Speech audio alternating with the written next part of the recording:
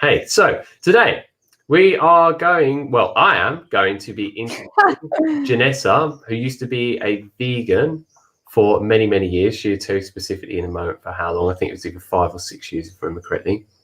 And yeah, she was doing it for all the right reasons. Apparently, all the other vegans, as they say to everyone, she did it wrong, because if you fail, you did something wrong, apparently. It's either this thing that caused it or that. They don't necessarily blame the vegan diet. But we know, a lot of us at least know, that the vegans have an agenda and they're spreading a lot of misinformation, and they are causing a lot of people to be malnourished and deteriorate. So yeah, if you could give the viewers a bit of an introduction about yourself, maybe Yes. where you live, and what you're all about, and about how long you've been vegan would be really good, and then I'll ask you some further questions.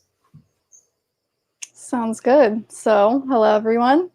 My name is Janessa. Right now I live in Kauai, which is the tiny island in Hawaii. And I was following the vegan diet for about 5.5 years. Like, I started experimenting with animal foods in just like this last February. So yeah. And it's been just a, go ahead. And when you was eating a vegan diet, because there's so many different types of vegan diets, what type of vegan diet was you eating? Was you eating a junk food vegan diet? Was you doing 80-10-10, fruitarianism? Yeah, what specifically?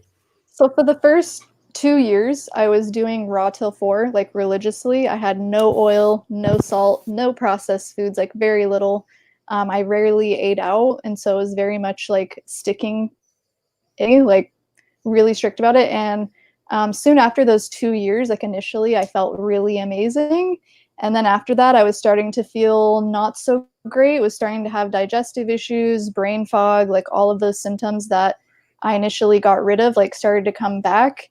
And then after that, I stuck to basically a whole foods, plant-based diet. So eating more cooked food, less fruit. And so, yeah, like what most people say is like, you need to eat like a balanced whole foods diet. And I was doing that for many, many years. So, and I ran into issues eventually, as you saw from spending so much time with me. Like, you saw what I was suffering with. Yeah, for sure. So yeah, you did what a lot of people say is eat the whole food plant-based diet and eat a variety of different foods. It didn't work for you. And then what did you try experimenting with for the rest of your vegan journey after raw till 4 didn't work? And if anyone doesn't know what raw till 4 is, it's where you pretty much eat raw foods, predominantly fruits and some green leafy vegetables, up until like the afternoon time, and then you have a big, like, high carb, low fat, low protein, vegan, whole food, plant-based meal. So yeah, if you could explain the rest of your vegan diet journey. Yes.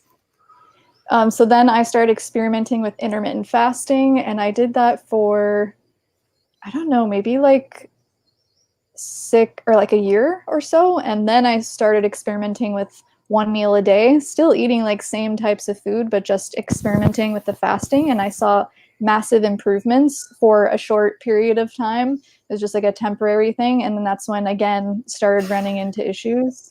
Yes, it sounds like very similar to me and many other people. You start to go downhill, you try another different thing, and then another different thing, but you still stick to the vegan diet. And it's just like, it's like you think you finally found something that works so well. And then, obviously you discovered time and time again, didn't.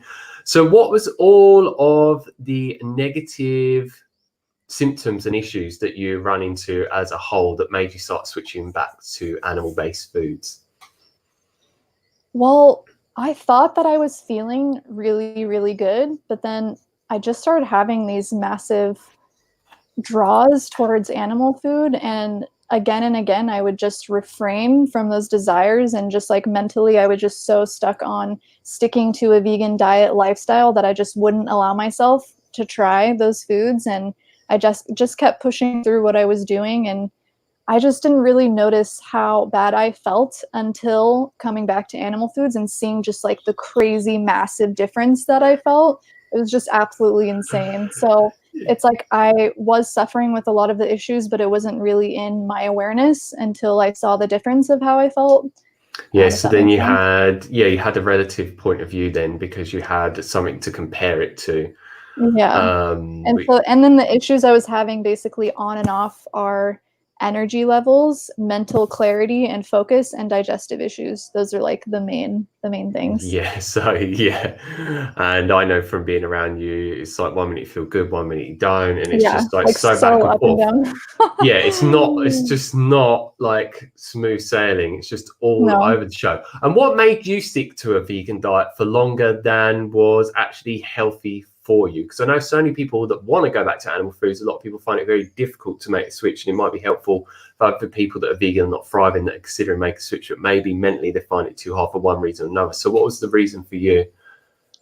Well, the main thing, not contributing to the harm of other beings, of animals. And so that was allowing me to stick through it and stick to it, was just not wanting to contribute to the suffering and killing of animals and all that. And I was just so stuck on that belief, and seeing that it was a bad thing to eat animals. That was also like another belief that was really like instilled in me. Like, Yeah. and now I've just have a completely different perspective on it, because now it's like I see that eating animals is not wrong.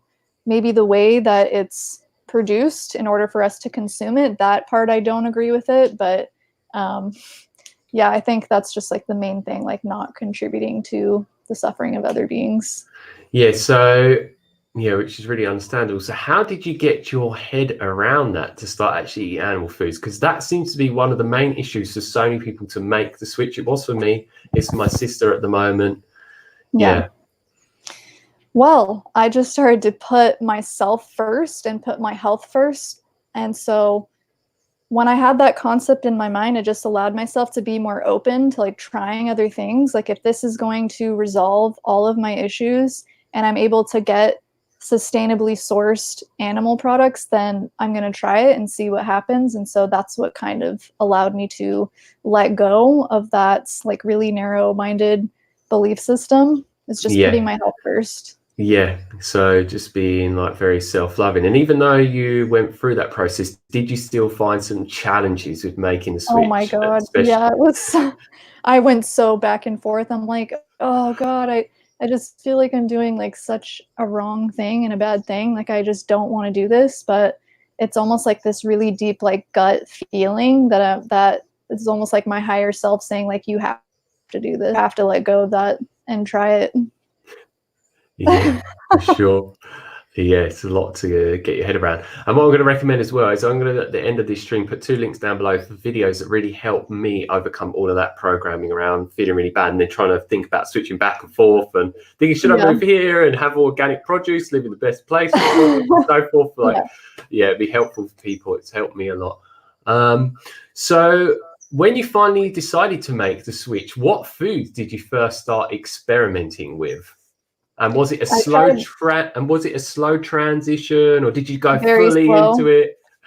So slow. Like, the first thing I tried was eggs, and it was eggs that they actually weren't like sustainably sourced. They were eggs that were actually my roommates, and I just couldn't stop thinking about eggs. I was like dreaming about eggs, thinking about eating them, going back and forth with like, could I do that? Do I want to do that? Like, just fantasizing all day long. And then like for probably a full month, I was like, no, can't do it.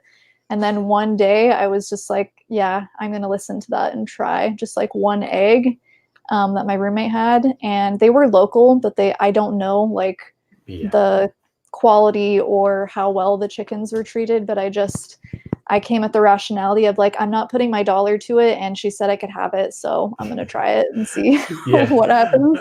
And when you had the egg, what did you have it as, a boiled egg, or and how was the experience of eating it? I cooked it very lightly on the stove, and it was almost like raw. And so it was really disgusting for me. And after that one experience, I was like, I'm not doing it anymore. And I just like went back to vegan. Oh, wow. But I noticed like my body felt good from it, but it was like my mind just like it was like refusing to like really tap into how I'm feeling. It's just this weird thing. Like, your mind is so powerful and will overpower like what is actually happening and how your body is actually receiving it. So yeah, after just that one experience, I was like, nope. And then it took me like months after that to even try anything again. Wow. Okay. So like maybe like a month and a half later, I was like, I'll try it again. So I got these eggs from the farmer's market. They were locally sourced from Hawaii, like free range, all that. And it's weird. I got them, I opened them up, and I actually cooked them more thoroughly. And the yolk was so yellow, even though they were locally sourced and all the things. Like like the yolk was way less yellow than the yolk I got from my roommates. So that was kind of an interesting thing that I noticed. And I really didn't enjoy them that much because it just felt like the chickens weren't being fed high quality ingredients. So I did notice that in the taste. But then it was like once I got high quality eggs, I noticed of a massive, like, not only flavor difference, but the way that I felt and everything was just like, you can't even compare it. So I definitely was seeing how important it was to get high quality animal products and not just like anything. Yeah, for sure. And I completely agree with that, because we talked about it when I started first making the switch, and I was showing you the eggs I got, and the yolk was so much of a dark orange color. And that's really important for people to be aware of. If you're buying factory farmed sourced eggs and animal foods, you're not going to feel that great. You're not going to get full benefits from it. It hasn't got all the nutrients in an abundance in it. It has more omega-6, lower in omega-3, will cause inflammation and so forth. So that's, it's good that you've mentioned that. And when you actually I'll continue. Sorry, go ahead. and when you actually ate the egg from a really good source, how was your experience that time? Oh my God, it tasted incredible. And I felt just so grounded and balanced within my body. Like it was almost just like a relieving, like, finally got what I needed. Especially making sure that they're kind of like cooked thoroughly. Like I noticed raw, like more on the raw side egg isn't my favorite because it's just kind of runny and not that appetizing. So just like experimenting different ways of preparing it and trying different sources allowed me just to like really see how much it could affect me in a really beneficial way. Yeah. And it sounds like it had a very positive effect on you. And did you just find that you just felt super calm and serene after having it, like your whole nervous system relaxed? Because I did. Yes. Especially with local grass-fed beef. That was like insane. Yeah, nice. So after the egg, what other foods did you start experiencing with? And did you go straight into meat the same day, or how further? Nope. Yeah. So it was probably like another like 2 months. So it's a very like gradual transition. Probably it was like right before I moved to Kauai, because I was in Oahu on a different island when this transition was happening. Probably in I want to say like April or May. I had like a small piece of sashimi, which is raw fish. I don't remember the kind, but it was some like local kind of fish. And I just had the small piece. I didn't notice anything significant from it. So it wasn't like, oh my God, like this is really like affecting me in a really beneficial way. But so I was like, oh, maybe it's not, like fish isn't really my thing. So then I didn't even try fish for like months up until like maybe July. So there's like long gaps in between where it was like pretty much vegan the whole time, but I would try little like pieces every now and then. Yeah, and how come you didn't go fully into it and just go absolutely crazy with eating so much straight away? And because my mind wouldn't let me. It just wouldn't let me.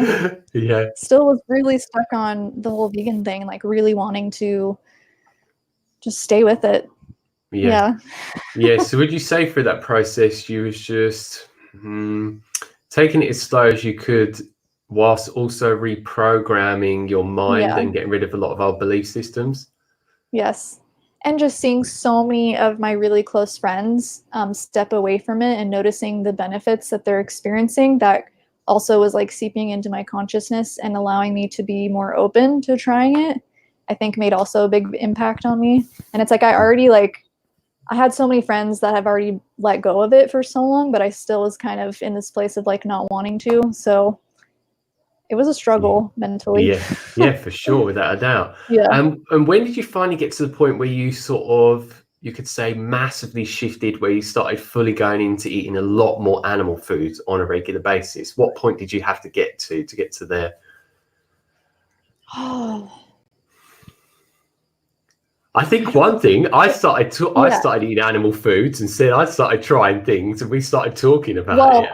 I tried it before you, and I told you my benefits. So okay. Yeah. I never thought you would ever go back to animal products. Like I was pretty shocked when you did. Yeah. Because Honestly, there was no, because I had that small amount of fish, I was just more curious about it, like as time went on. And so when I moved to Kauai, I just got raw poke, which is a local ahi tuna fish that you can buy here, and it's pretty abundant. And so I just got like a full portion of it and got it with greens and rice, and I felt incredible from it. And there wasn't really like a thought process. It was just like, I'm gonna try it. Like I just felt really open to it one day. Yeah. And I wasn't like going back and forth. I was just like, I'm just gonna see what happens. And I felt really good from it. Yeah, nice. And it wasn't like after that I was like going crazy, like eating like fish every single day. I would say like even more so now, I'm not eating as much animal products as when I first started eating more of like the fish and the beef and all that. Like my body was just like wanting a lot, and now it doesn't feel like so much of a desire in the beginning. Yeah, and yeah, you started, if I remember correctly, started experimenting with fish more so for quite a while, and then you moved on to meat. Yep, meat is only like 3 weeks now. Oh wow, so okay, pretty new. Yeah. Before that I was just doing fish and eggs, and then experimenting with a little bit of dairy and seeing that dairy does not work for me at all. Yeah. Yeah. So when you started making the switch, if you were to like have like 100% is like the best that you could absolutely feel, and obviously 0 is the worst. When you started, if you can remember, when you switched to eggs, what percent would you say that you got up to? And then when you switched to fish and egg, was there a significant percentage increase roughly? Probably eggs like 50%, fish maybe like 70%, and then beef 110. Yeah. Yeah. So you could definitely say from incorporating all of them, like the comparison of how you was feeling before on a vegan diet and now fully into the animal-based diet, that it's just night and day. Yeah, completely. Like same. Oh yeah, and then also bone broth was something that is pretty recent that I experimented with, and that's really incredible. I feel really amazing from that as well. So I feel like it's like beef, bone broth, eggs, and fish. Now I changed it. I think I like eggs a little bit more than fish. Yeah. Okay. The way that I feel from it. And also, could you tell them a bit, like you used to have issues with gluten, but you've been eating beef with certain things and that contain gluten, if you could explain, but you haven't been getting negative effects from it and just benefits, if I remember correctly. That was at the beginning. I think because like my body was like loving so much of like the meat that I wasn't so affected from the gluten, but gluten like comes and goes depending on the source. Sometimes I am not affected and other times I am. Like it really varies. And then I just noticed like recently eating it, like my body's like, no, like not down for that. So it totally depends. Yeah. So when you started eating the meat, did you start with like going like quite hardcore and straight into raw meat, like, or did you do something to make it easier to get your head around at first? Sorry, can you repeat the question? Did I go straight into eating?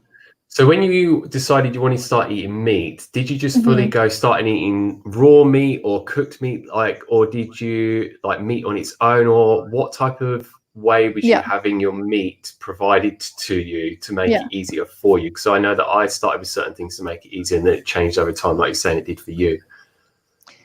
Well, when I had like the raw fish, it was with rice and like soy sauce and like green onion and like all these things. And so eating it combined with all that, like I think made it easier than just like eating it on its own and like nothing else added.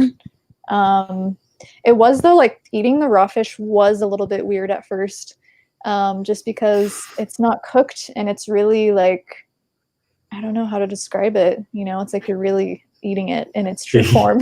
So like the first times I did eat like a big portion, it was a little bit hard for me to get around it, but because how amazing I was feeling from it, I just kind of let go of the being grossed out by it over time. Like it got easier and easier. Yeah. And when you switched to beef, which was the first meat that you tried, what type of dish was you having for that to make it easier for you mentally? Oh, I ate it with like French fries, and it was on like a big wheat bun. It came with like onions and like sauerkraut on it, and just like eating it with all those things made it very delicious and very stimulating. And I literally felt like stoned from it. Like I felt so high. But would you say in a good non-stimulating way?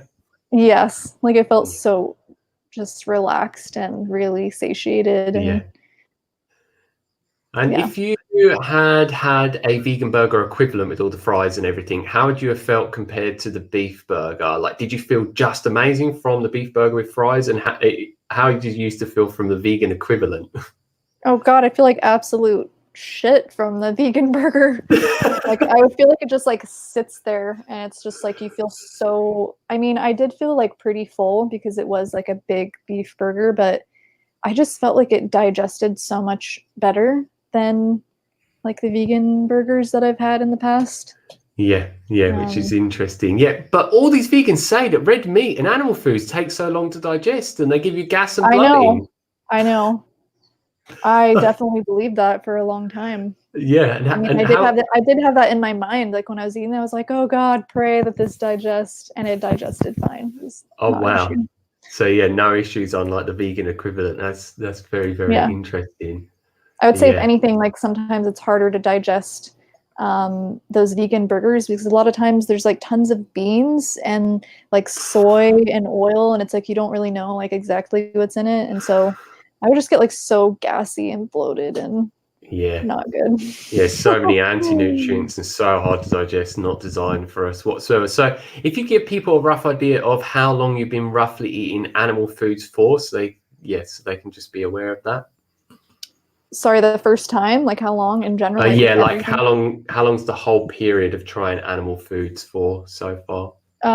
Since February, so do the math: March, April, May, June, July, August, September, October, 9 November. Wow, months. 9 months. Wow. Wow, Yes, you it doesn't feel like that though, because wow. there were gaps in between where I didn't have any animal products. So Yeah, yeah. wow.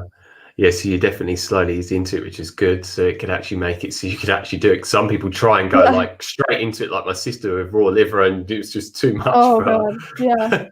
Have you tried Even all? raw liver. No, I haven't. I'm still like I can't Yeah. do that yet. I'm not ready. Yeah, so how would you say it's just changed your whole everyday human experience making this switch? Has it changed it in many different ways for you? Yeah, like I feel just like mentally free. Like I'm not, I mean, I still think about food, but it's not like I'm thinking about food all the time. Like I felt like I was just so obsessive over my meals, and I feel like it's just allowed me to have like a more nourishing and fulfilling relationship with food because I come from a past of restriction and binge eating and compulsive eating, and so I feel like it's just allowed me to really get in touch with my relationship with food, and I just feel more grounded, more balanced. Yeah. I don't know. The benefits are just like endless. Like Yeah, for sure. So with the eating things, it's very important because a lot of people have issues with this. Would you say like the things of binge eating and the other eating disorders got yeah. exacerbated on a vegan diet? Yeah, because it's like you go from raw to four where it's very kind of you can only eat like the limited amount of food.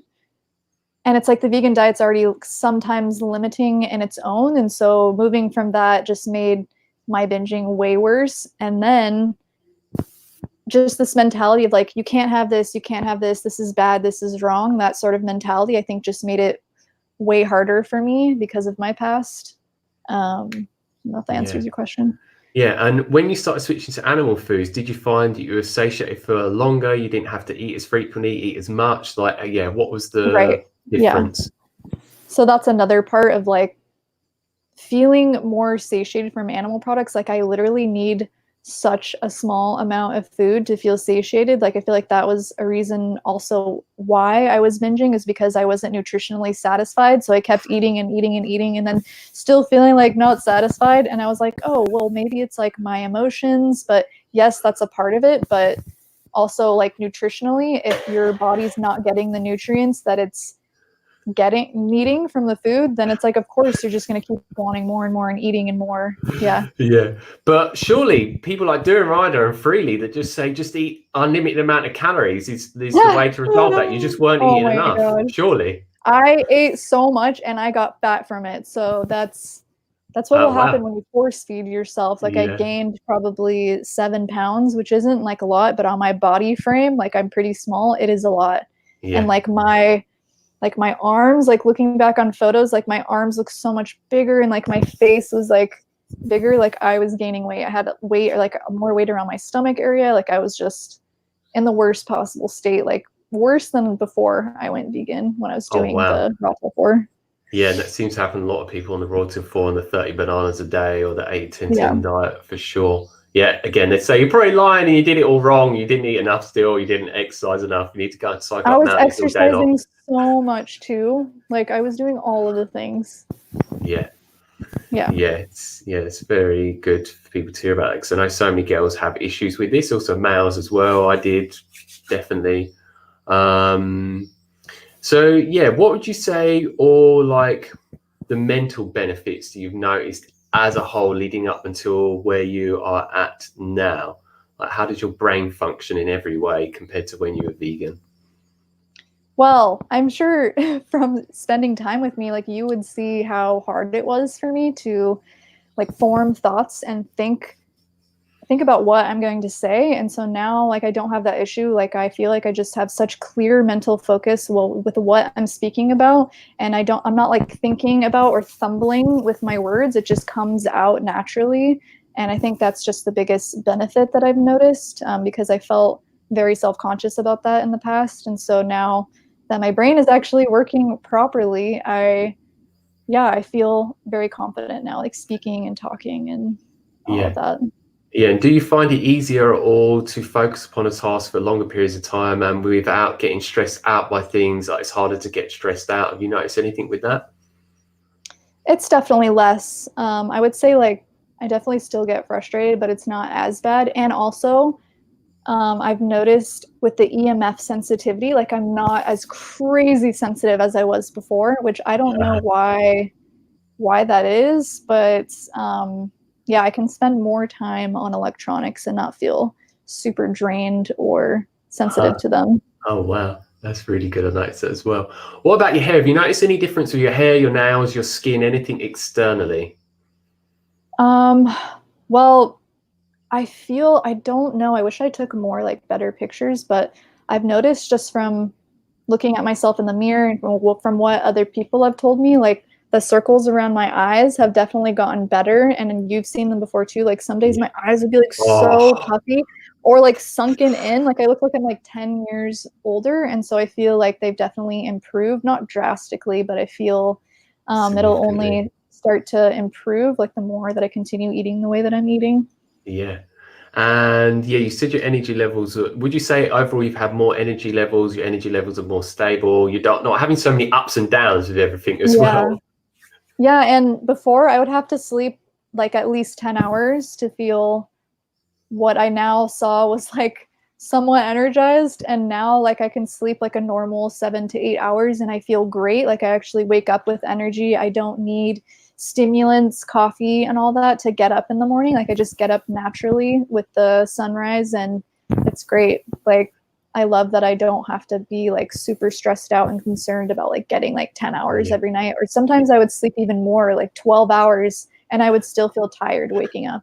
I didn't click in my mind like maybe something's not working. Like I was just like, oh, like maybe it's my stress levels. Maybe I just need to like do different supplements or this or that. When it was clear I just wasn't getting everything I needed from the food I was consuming. Yeah, so would you say there was a lot of things you didn't realize were an issue and it just became your new normal and you thought that, it necessarily wasn't an issue whatsoever? And I think because it's kind of like a gradual thing that occurs. And so it's like you don't notice like how bad you're feeling until you get that contrast of like, oh, this is how I'm feeling now. And I actually was feeling shit before. So did you find on a vegan diet a lot of time you would go through cycles of feeling like you needed coffee and other stimulants to get you going? Oh yeah. for sure. Yeah. Definitely. But yeah, So zero it's amounts like now. around 2 p.m., 3 p.m., I just feel like I'm going to pass out any moment. Like I need to take a nap or drink coffee. Oh wow. And that's stopped since having animal foods, correct? Yeah, and now like I still really enjoy drinking coffee, so I'm struggling with just honoring that my body does not like stimulants and I don't thrive on it. Like I had coffee earlier today and I just was having so many negative side effects, and so now I'm like honoring that I can't have those things. Like it's not needed. I have energy.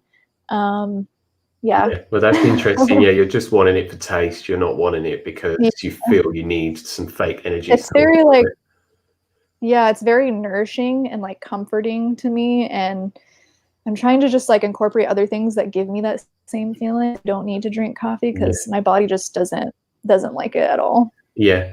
And yeah, you said you had digestive issues. So how is your digestion compared to before? Because I know you used to suffer with a lot of like bloating. Sometimes then you have constipation. It's just like, and it was making your belly look very round and full, as I know from being around you.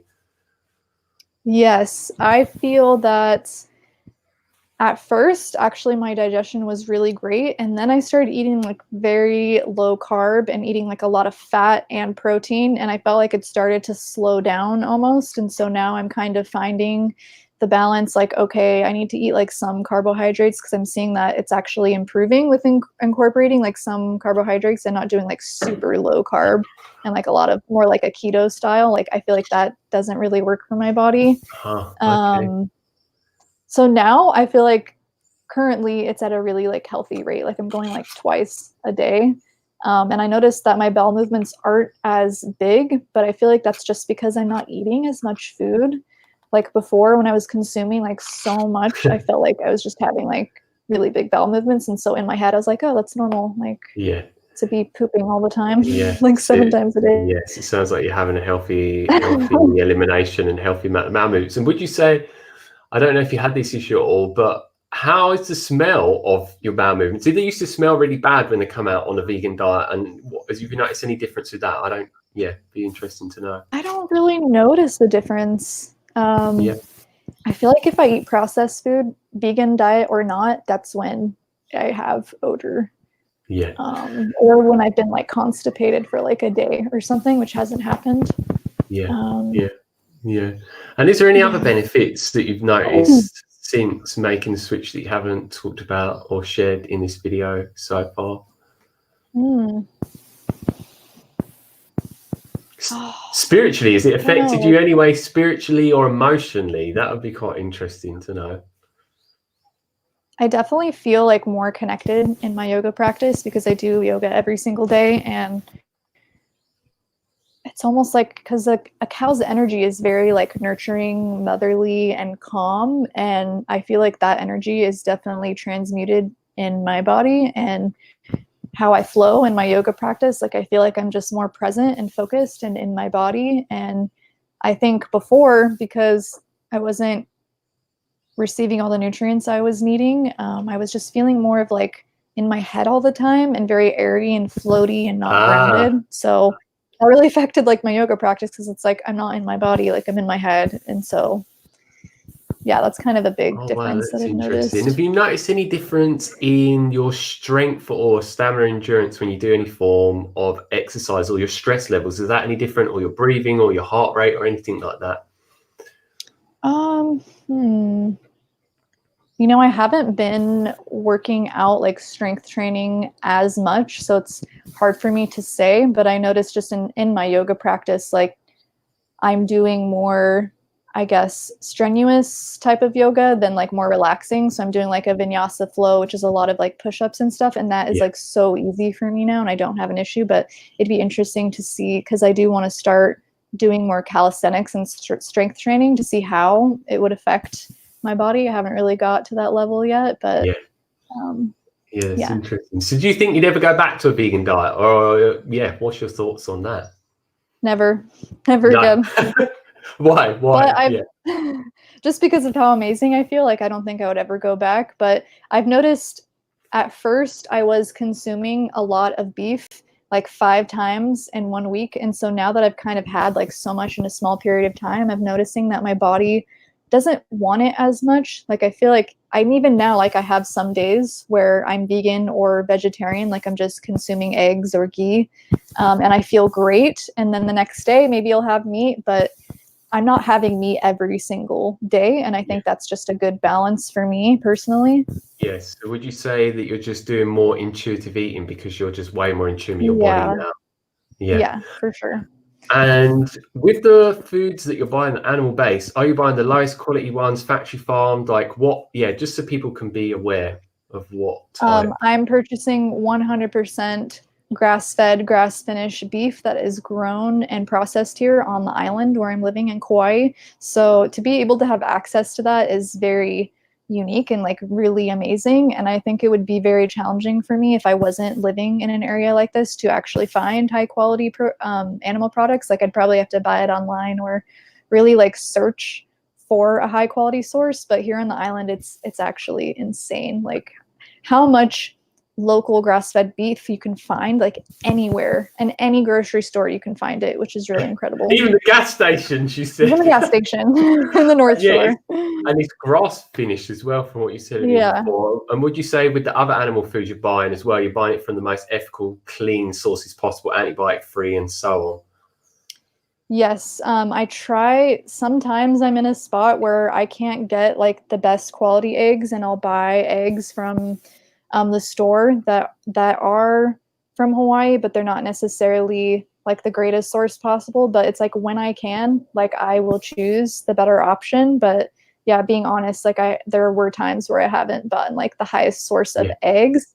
But with the dairy, like I just recently purchased like the highest quality ghee I could possibly find, and I bought that online on Amazon, and I love ghee. It's amazing. My body feels so good from it, and yeah, I feel really happy with that source that I got it from.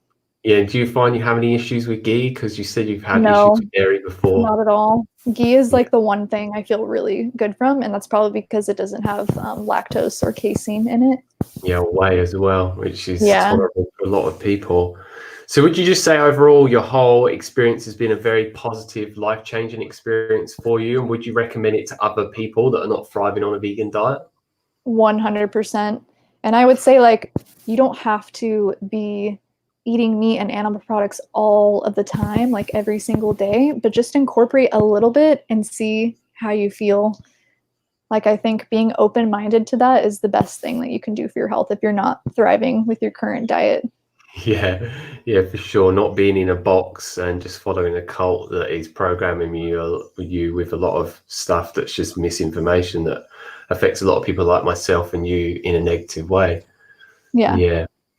And just so people can get some awareness, because you said you don't eat that much. How tall are you? Because a lot of people might be, oh man, she's under eating. This is really bad. I know. I'm 5'1" and I weigh about 110 pounds.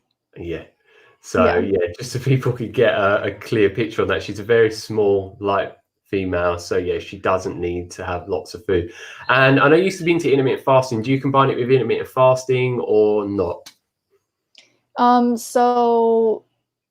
And from like January until now, I stopped doing intermittent fasting like religiously, and I still do it sometimes, but I honestly now just listen to my body and I don't force myself to fast when I'm not feeling it, because I notice it just stresses out my body too much. And yeah, it totally varies. It's literally like some days I won't eat until like 1 p.m. and then other days I eat at like 10 a.m. It depends on how I'm feeling, and to be able to come into a place of just like honoring what my body's wanting and needing is just, it feels a lot more balanced for me personally.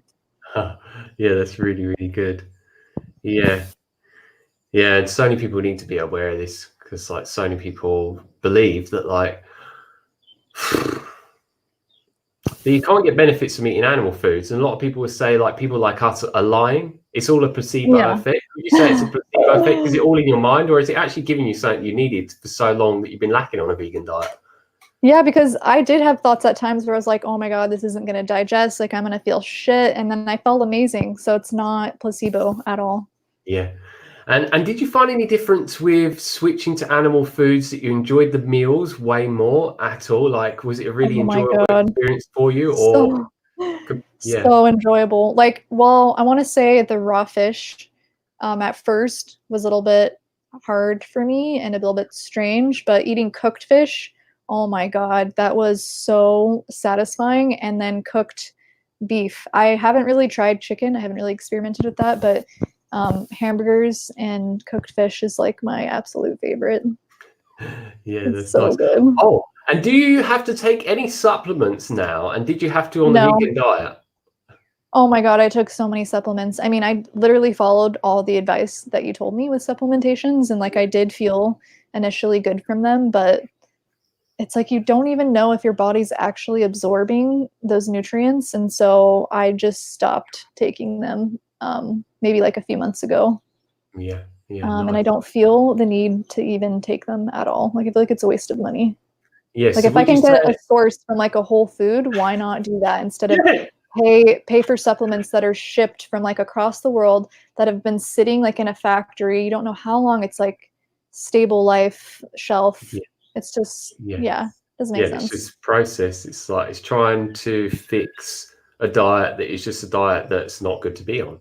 It's like Yeah. it's just not a good thing. So yeah, I think something to be important to mention is a lot of people say that eating meat costs so much more and a vegan diet costs less. Would you say a vegan diet costs less once you take into consideration all the supplements and everything else Yeah. you have to take?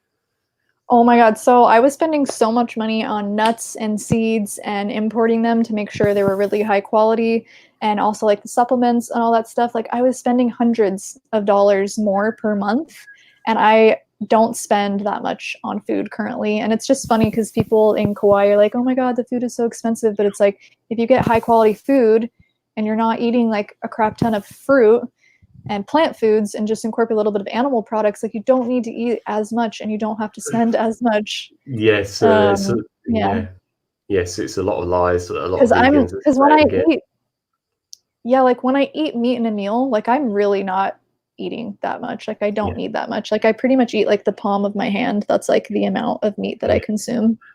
yeah, for sure. But I remember you saying about before when you go to the farmers markets, if you want to eat like a fruit-based diet, like a lot of fruitarians, how much does a pineapple normally cost at a Oh my God. farmers market? And how much would you say like a pound of beef mince costs in comparison?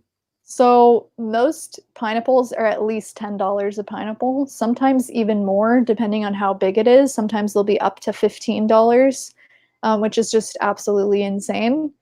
And then the local beef that I've been buying is around $6 a pound. And I just cooked, I bought 2 pounds, I cooked 1 pound, and it's lasted me the entire week. And so that just shows like how much I'm consuming and how much I'm spending, which really it's like, how much is that? Like $6 a week on beef. Yeah. That's, Yes, it's really not that much. yes, it sounds like your diet may also be a lot more environmentally friendly, like a less negative Oh impact yeah, on the for environment. sure. Would you think so? Would you believe so? I do. I'm still like curious, like about because I know it takes water and all that stuff for um, beef to be raised and all that. And I just, yeah, I'm curious about like the difference between that and like shipping products across the world and supplementation, all that. I Yeah, just don't know.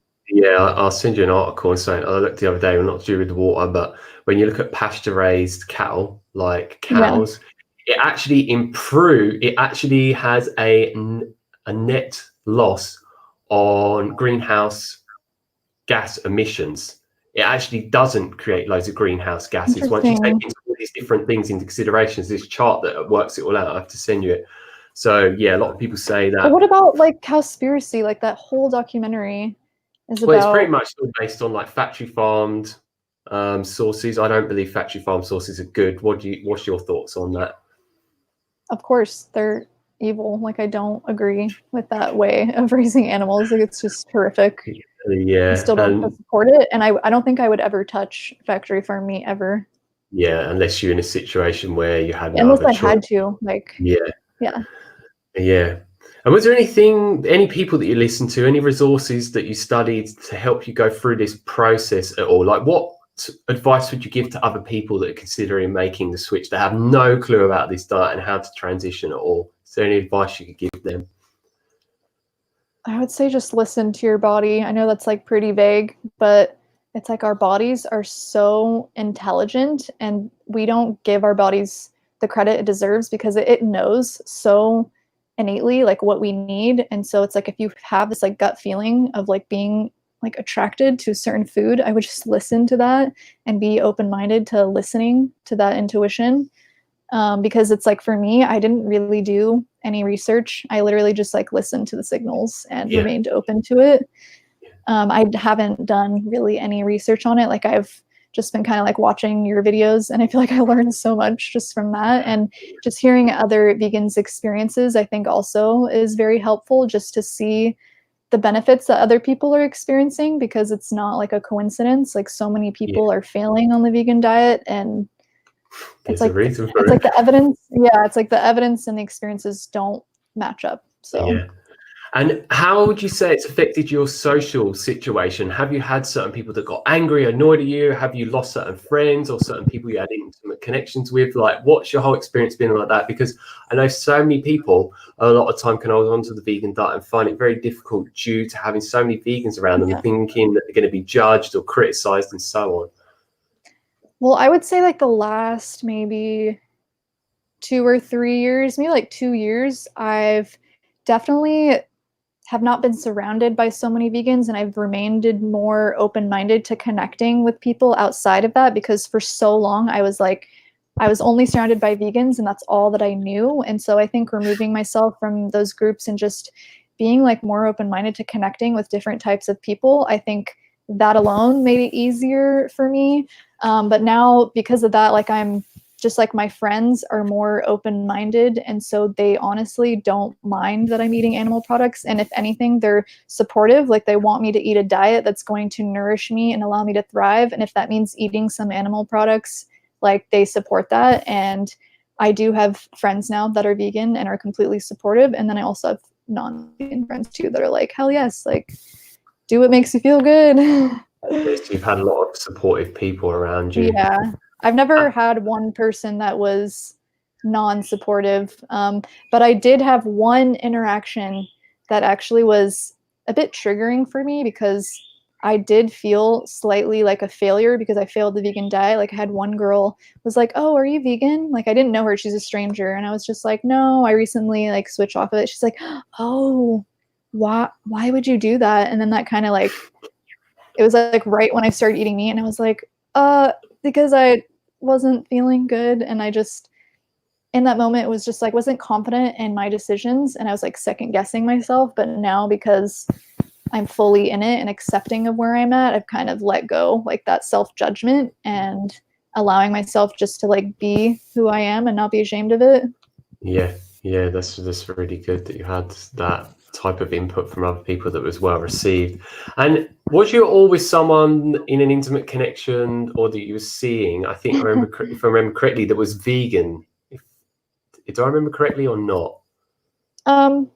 We're still friends. We are not in like a very, I guess, sexual intimate connection right now, but yeah, he's vegan and I'm not, and I felt it was difficult at times to really, I don't know, like I felt a little bit of judgment from him, because he just in his mind, he thinks that eating animal foods is absolutely disgusting. And so feeling that judgment from him at first was a bit hard for me, because it's like I accept where he's at with his food choices, and like we've definitely had like conversations about it, and he's definitely more accepting of my choices. But yeah, there were moments of like feeling like not completely accepted.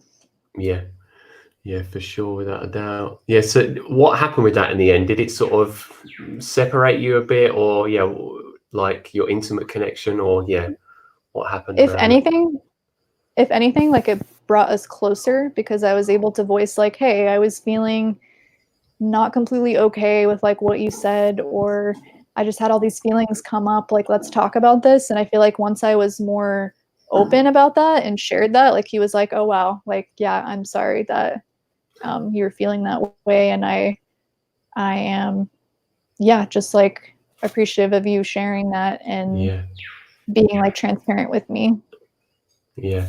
So how does your diet look now? Like, what are all the foods that you're eating in your diet on a regular basis? And are you eating the same foods over and over again, or are you switching to different foods at different times for different reasons and so on? So right now I'm consuming a lot of fresh greens, like mixed greens from the farmer's market.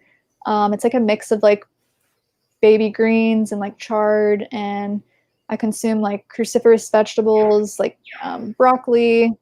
I love sauerkraut, like fermented foods, sauerkraut and coconut yogurt. I'm like, my body loves that. So fermented foods, veggies, and eggs, and local grass-fed beef. Yes, that's like the main thing. Yeah, so would you say you're eating more of a paleo-based diet rather than like a full carnivore or keto diet? Definitely, like, I'd say low carb, not keto, because now I'm starting to introduce more carbohydrates. So like now I'll have like some potatoes now and then oatmeal. Like I still consume oats, and I feel really good from oatmeal, surprisingly. Like I thought I would have an issue with that, but I feel good from that.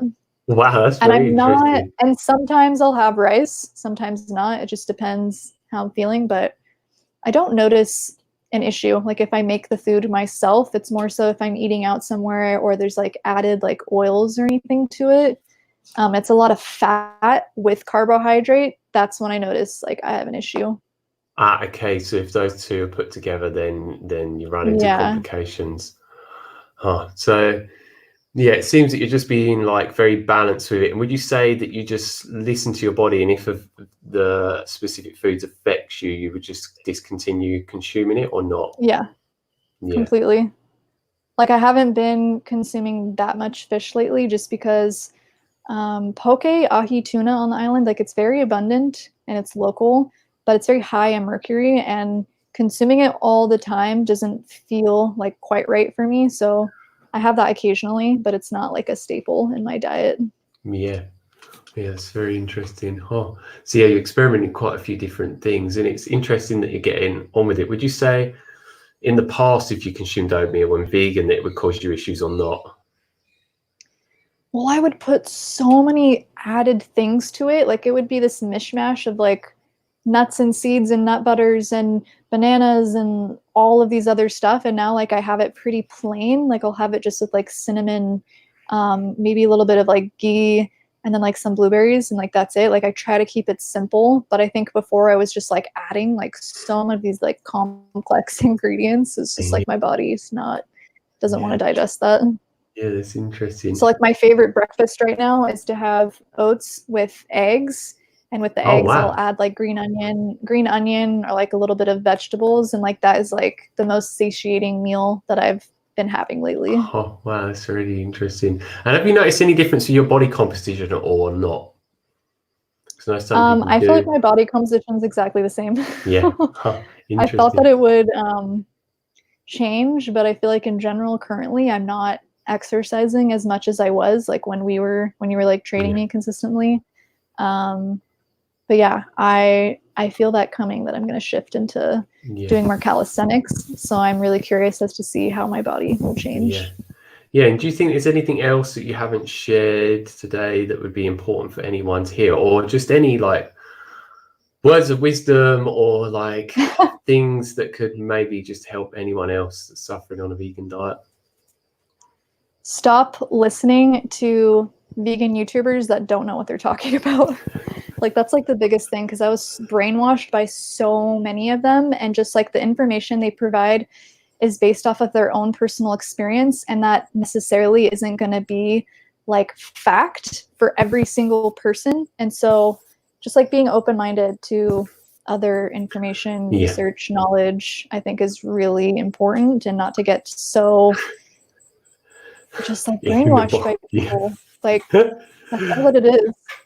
It's like you want to believe something works so bad because these people are preaching it in a way that's very like beautiful and colorful, and it looks really nice, and they're getting the results that they want. So it's like you want to believe that it works, but that's just not the case. Like it doesn't work for every single person. Yeah, it's very important for people to know. Did you ever have any experience, or I've had this, but I don't know if you have, maybe. Did you ever find you'd known certain people through YouTube that were vegan, and then you would meet them in real life or just see them somewhere and they wouldn't look as good as they did on camera, or not? Oh my God, so many. Did you So ever many. eat raw alignment? Yeah, but I met her when she was pretty new to vegan, so she looked really great. Like she was lifting a lot of weights. She was mostly eating raw, but that was like way in the beginning of her Yeah. journey. And I think like over time, like I would like run into her randomly, and like I could tell it was like a kind of a gradual shift that she was. It felt like more low energy. Um, but I wasn't like super close with her, so I don't know like Yeah. exactly like the massive Yeah. shifts she was experiencing. Yeah. So apart from her, was there anyone else? I think you meant Dan McDonald, Dan the Life Regenerator, anyone else?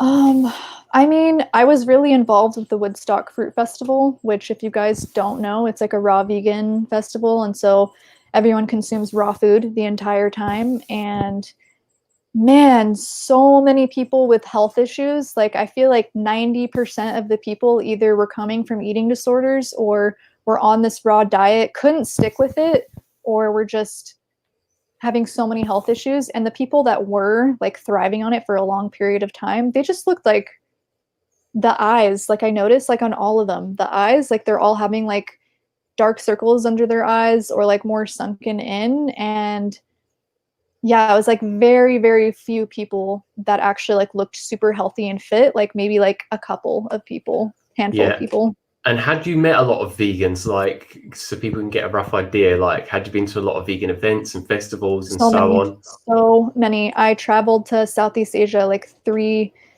times just to go to these gatherings with vegans. Many of them raw to four, many of them doing balanced vegan, but yeah, I've met so many of them, have Yeah. been around so many of them. Yeah. So yeah, would you say as a whole, just no matter where you was going, there was just hardly any vegans that looked like they're absolutely thriving? Yeah. And it's funny because it's like they would say that they're thriving, but it's like physically, like they don't represent that. And so that was kind of always like in the back of my mind. Like it just like Yeah. didn't add up to me. And then I Yeah. saw the people, like I would meet people that were thriving like on a meat-based or like animal product diet, and they just looked glowing, especially like their Yeah. skin. Like I noticed like Oh they're my God. like no wrinkles on their skin. I'm just like, how? Like maybe they just have really good genetics. But I think Yeah. it was just because they're being like really nourished by omega-3, omega-6 fatty acids, and Yeah. Yeah. I don't And what know. was your It's a big actual difference.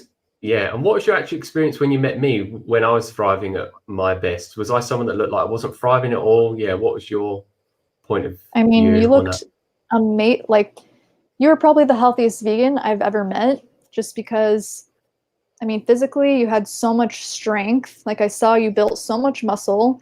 You had stamina and like energy, but your mood swings were just insane. Like it was just like one day you'd be like super happy, next day like super angry and just like all over the place. So I felt like emotionally, you were not completely balanced. And then just like the food thing, like I feel like you were never satiated. Like you just have to keep eating and eating and eating more eating. Yeah. Yeah, it's this interesting observation. Yeah, that's totally changed me, as I mentioned in some videos. Yeah. So yeah.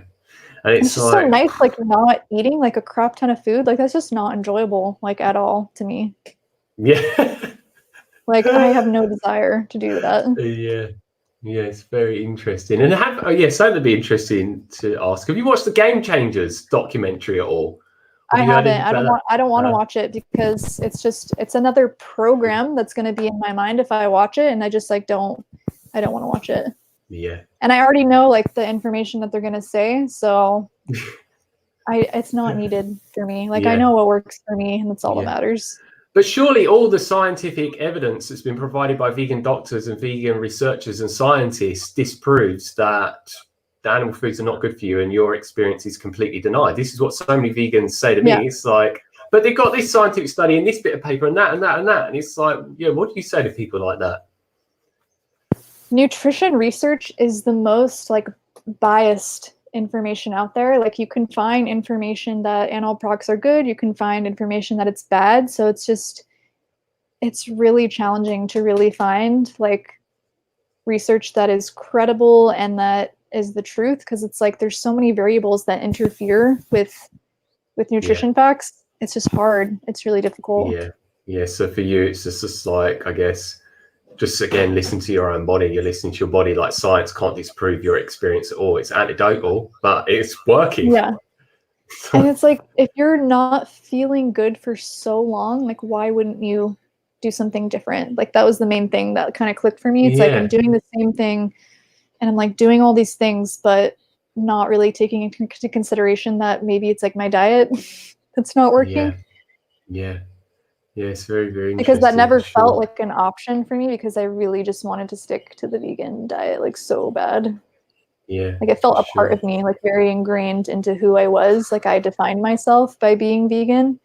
And so stepping away from that at times like felt in the beginning like I was losing a part of myself. And so that was just like a big thing for me to like not be attached to a lifestyle or label. Like, that is not me. Yeah. That's not who I'm defined by. Yes, it sounds like you've really got programmed with a lot of like dogma and ideologies and got put in this box where it's very limiting for you, that you said was sort of an identity crisis when you started making the Yes, switch. completely. Yeah. Because it's like I would run into friends every now and then, and they would introduce me to their friends, like, oh yeah, she's been vegan for this long. And I just like, like, just feel like so awkward. Like, yeah, I'm not doing that anymore, but nice to meet you. Yeah, that's interesting. So is there any And last things you'd like to share before we end the live stream? yeah, I wanted to let everyone know that I'm currently creating so many different things I want to create online courses, and right now I'm cultivating like a health coaching practice. So I'm really trying to help women that are suffering with figuring out what they want to eat to make them thrive. And so just really getting tuned with that Nice. intuition and guidance system. And so if anyone wants to work with me to really improve your health to the best that it could possibly give for you, and to like remove like this restricted way of eating and moving like from one diet to the next and really finding like what works for you, like please reach out to me. Yeah, And nice. I'm sure Danny will leave like my information like down Yeah, I'll below. put our contact details down below, YouTube and Instagram, social media platform links as well, in case you're interested in that. Yes. Yeah. So yeah, sounds like a very positive experience that a lot of people are gonna be very grateful to hear about. Obviously, there's a lot of people on the live stream now watching it. There'll be a lot of people that will see it once it's uploaded online later Have today. has anyone asked questions or anything? Like, have you seen anything? Yeah, there is a lot of questions. There's a We could lot of answer a few of people them. actually getting aggy at each other, because it's like that's just the nature of the reality with this type of Of thing. It's course. like most people haven't learned like non-violent communication or other forms of conscious communication. Yeah. Let's have a look here. Do.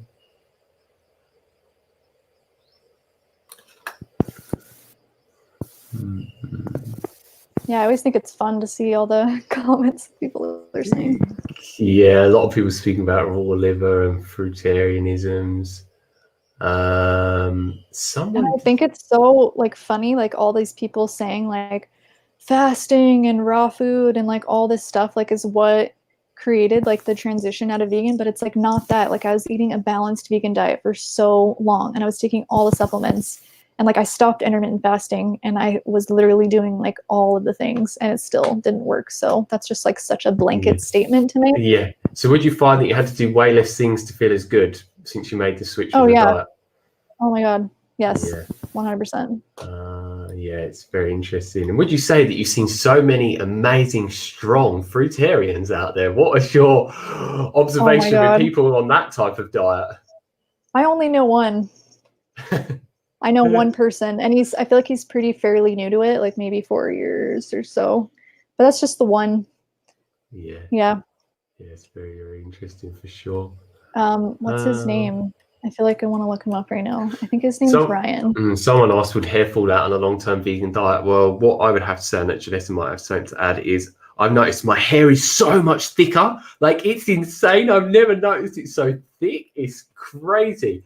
I feel like I've always had pretty like you good have skin and hair and stuff, so I haven't noticed like a drastic difference. What I have noticed though is I feel like I have less candida issues. Okay. Yeah, like I don't wake up with as much of like a white tongue, which is like Wow. candida happenings. Nice. And yeah, I'd say as well, to answer that person, my current girlfriend, she noticed that her hair was thinning, and now she's stopped having hair thinning, and it's really thicker.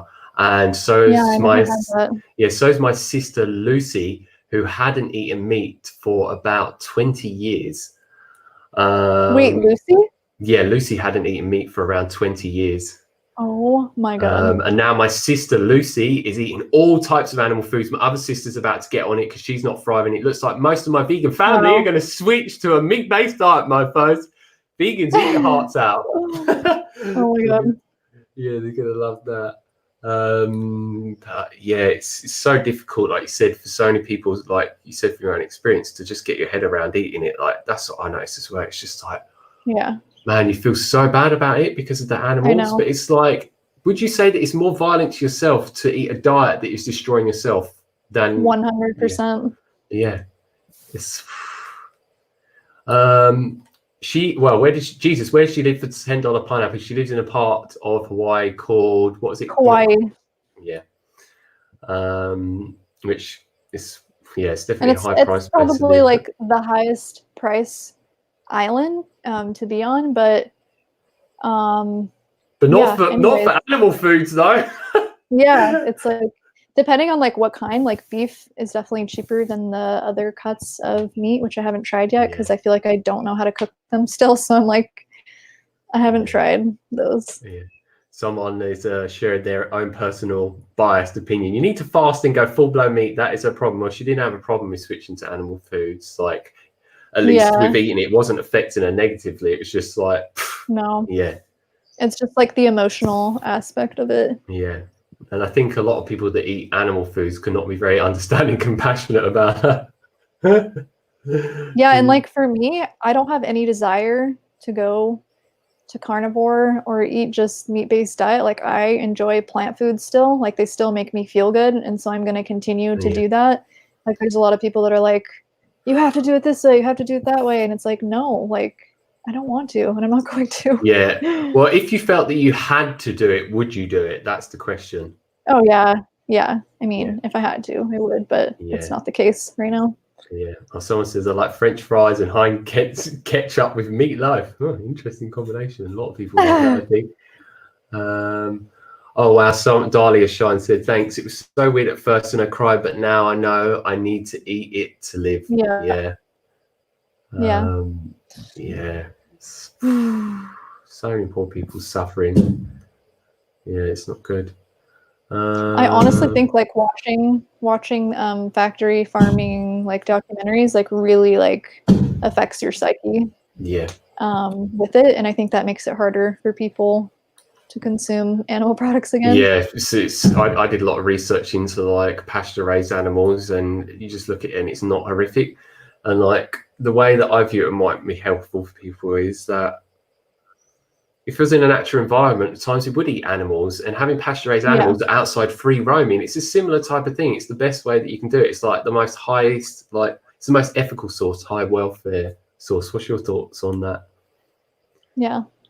I've actually thought recently of learning like how to spearfish, because I feel like it's honestly like the best way to consume fish on the island, and to be able to like do it myself, I feel like would be very empowering and would feel me to allow allow myself to feel, I don't know, like more in tune with the whole process and not feel like so bad, because it's like I'm doing myself, like I'm getting the food for myself, like I'm not paying somebody else. So I thought about that.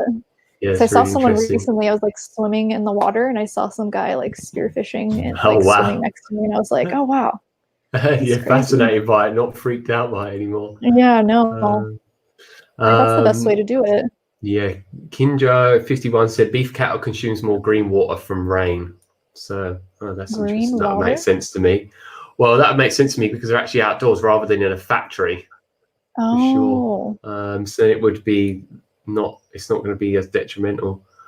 Oh, and I just realized Kauai is one of the wettest places on the earth. Like, it rains so much here, and so I imagine that the cattle are like, they don't need to like water the grass, like it's getting rained on constantly, so that's probably really good, I imagine. Yeah, for sure. Someone said that's so true. I have a hard time eating the fat as well, like you said you do. Yeah.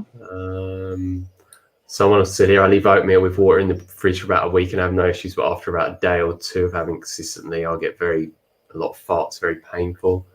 Do you consume it every day or not? No. Some days I don't have it. Yeah. And do you find that all eating animal foods make you really like dehydrated at all? Because a lot of people say it makes dehydrated. And have you noticed that it induces anger in you at all? Because so many people say so many people are angry due to eating animal foods. No, not at all. But maybe it would be different if I had factory farmed food. Like that'd be interesting to see the difference, but I don't plan on doing that. So but recently I tried pork. I don't know like what cut of pork it was, but I got it from the farmer's market. Like it was local and it was made like into patties and it was very fatty. Like you could see like all the fat chunks in it. So I thought it would be like a good source because it has very high in fat. And cooking that and eating it was quite strange and I didn't really resonate with it. I don't know what that was about. Like energetically it felt off. Like I don't know how those pigs were treated, but it felt kind of, I don't know. I just didn't really like it that much. Like the flavor was nice, but like cooking it and smelling it, like the smell wasn't that appetizing for me. But having like bacon, I noticed I don't have an issue with that. It was just this one that I got. Like it's interesting. I don't know why that was happening. Yeah, it's very interesting. And is there any other meats you've eaten apart from the pork or obviously fish and beef and what's your experience with them? Because I didn't think to ask that until now. Yeah. So I tried chicken and I don't know what source it was from. My friend got some and I tried just like a bite of it and I think it wasn't like the best quality. So like I didn't really notice anything from it, but that's the only time that I tried it and I haven't tried it since then. But getting local chicken on the island, I guess is not possible. Like no one here, like there's a lot of free roaming roosters, but they're very like skinny and small. So there's not much meat on them. And people don't want to take the time to like there's no place where people kill it and process it and all that. And for sure. I think there's just more money in like the cattle and pork right now. So I tried asking around and they're like, no, like no one does that here. Like they used to, I guess, before beef started becoming like very popular. Like, they just don't do that. Gary Nemesis said, is a raw vegan diet good for a short term cleansing type of I agree. thing? Yeah. Temporary. Not long term. No, not long term. Because I felt amazed. Like I did, the only type of fasting that I've ever done, like true fasting, was I've done like 3 days on water. Like I haven't done any like crazy fasting. And then I've done like 3 days on lemon water. And then I've done 7 days on juice. And it was a lot of like fruit, sugar juice, not much green juice. Like those are the only like fasting things I've experimented with. And I felt really good from the juice fasting. Yeah, nice. Yeah, that's good. The anti-vegan says, oh, carry on.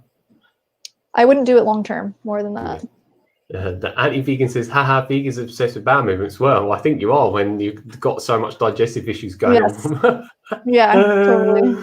And it almost becomes like, for me, it was very much an addiction to releasing because it does feel good when you release. And so you get used to like having like so many bowel movements in a day. And also, like I think you just get used to like shitting a lot. And so then it becomes this like obsessive thing of just like wanting to go constantly, like thinking about it. And thank you, Daniel A, for the super chat. I cannot legally answer the first part of the question for reasons I can't go into, but the second part you asked, do I still advocate a plant-based diet? No, not whatsoever. Neither does Janessa. What was the first question? You can't say?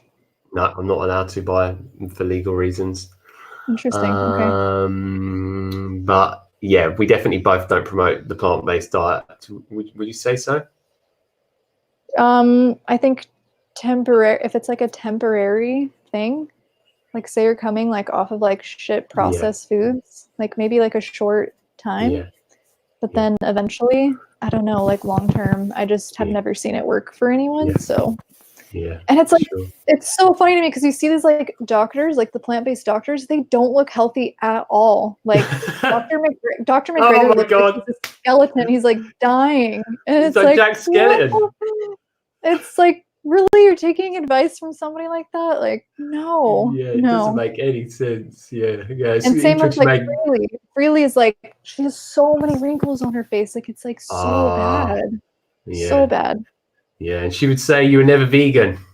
Yeah. God, yeah, interesting. Someone I asked, really why am don't I? understand. Yeah. Someone asked, why am I shirtless? Maybe you can answer that one. It's always hot, like radiating heat. And like, yeah. Yeah, yeah. Thailand is hot, man, and I'm in a room And without air conditioning on. I'm so used to it. Everyone in Hawaii like doesn't wear a shirt, so Yeah. I don't even notice it now. And someone said the hard time with fat is again because you're mixing macros, so meaning like fat, protein, carbs. Yeah, I agree. Fasting will help with that and stop so much mixing for sure.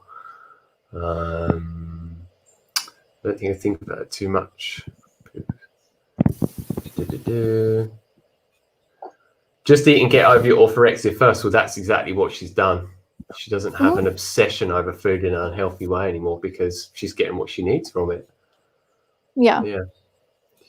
I used to be so afraid of eating everything. Why is that? I used to be so afraid of eating so many foods. Like first from going to Raw Till 4, I was like so afraid of eating fat. Like fat is toxic and salt as well. And so I literally was like very low fat and salt free for like years. And it literally like destroyed my health. Like I felt so nutritionally deprived from that. Yeah, for sure. Someone just asked me, Elite Magic Maker, Lucky. Hey, thanks for being a man. This person messages me every day. If you want to do a live stream with me sometime, this person is so knowledgeable on so many things. Just contact me and we can sort that out. No problem. Who looks like Schmeagol? Do I look like Schmeagol or someone else? Even if it is me, I won't take offense to it. I like Schmeagol. Oh, I think she meant Freely looks like Schmeagol. Oh. Yeah. Oh, I'm going to mention one thing before we end it shortly. If people know about the YouTube channel, it's got about 130,000 subscribers. Primal Edge Health. There's also Drew Morg. Me and Primal Edge Health are going to go head to head with Durian Ryder in a debate in a live stream. So stay tuned for that. That's going to be very interesting. Oh my God, I'm so excited for that. Yeah, it's going to be very, very interesting. It's going to be a catastrophe, as Drew Morg said. Oh, it's going to be so good. Yeah. Wait, so three against one? Is that like fair? Drew is going to be the referee. Oh, okay. Yeah. So interesting. Derek said people can feel weak with time because their body is constantly detoxing, which can take years. So eating too healthy can be a bad thing. It has to go step by step. Would you have to say to that one? That's what literally every sick vegan says. Like, you're just detoxing. Like, I thought that too. You just need to fast more, eat more fruit. Yeah. If your leg falls off, just a detox symptom. You need to detox more. If your hair falls out, it's just a detox symptom. It's like, oh my God. Especially people into the raw food movement or Dr. Morse. Oh my God. Yeah. Yeah. When it's during Rider stream, as soon as I know when it's going to be created, because I haven't got a specific date and time yet, it will be announced on my YouTube channel. So just stay tuned. Make sure you subscribe so you can find out about that. Derek, and not 100% clean. Sometimes I cheated like one time every 3 months. He's been doing it 2 years, so it's still early on. Like Jeanette did it for like around 5, I did it around 6. So yeah. Nope, it's not just detoxing. Laugh out loud. Yeah. So anyone else have any other questions before we end this live stream? If so, Daniel A.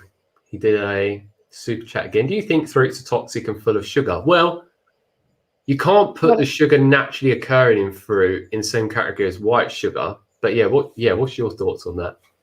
Could you repeat the question? I missed what you said. Do we think fruits are toxic and full of sugar? Well, fruit, it's like there's different kinds of sugars. So fruit obviously have like a different kind than processed sugar, and your body processes processes it in a different way. Like fruit, if it's in its whole form and has like the fiber and everything, it's going to affect your body in a different way. Yeah, for sure. And I have no problem with fruit. It just seems like naturally my body is less and less attracted to it.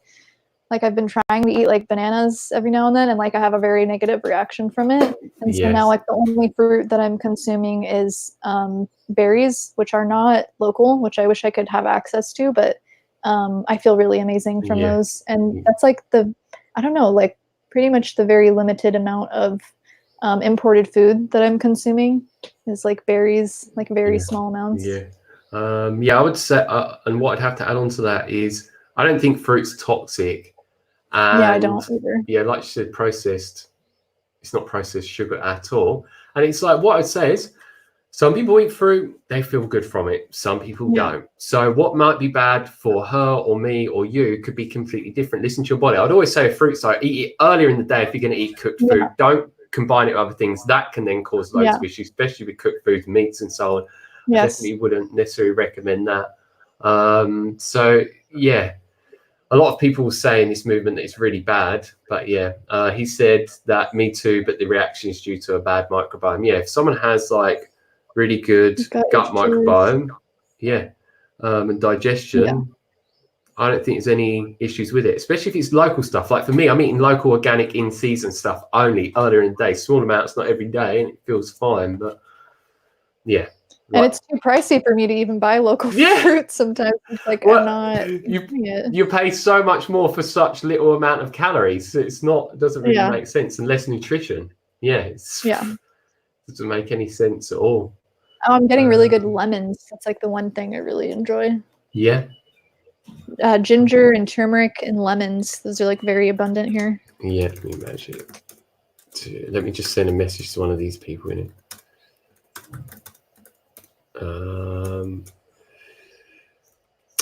Did either of us do any coffee enemas or colonics?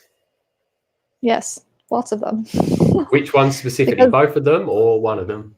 I did both of them. I've had about like 4 colonics, and I've done many coffee enemas. Like in the beginning of my journey, I tried eating like mostly raw.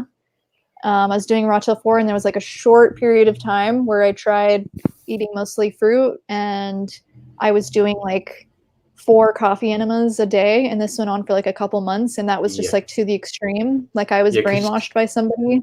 And could you explain that? You was in a relationship with someone that promotes Gießen therapy and actually coaches people. Is that correct or incorrect?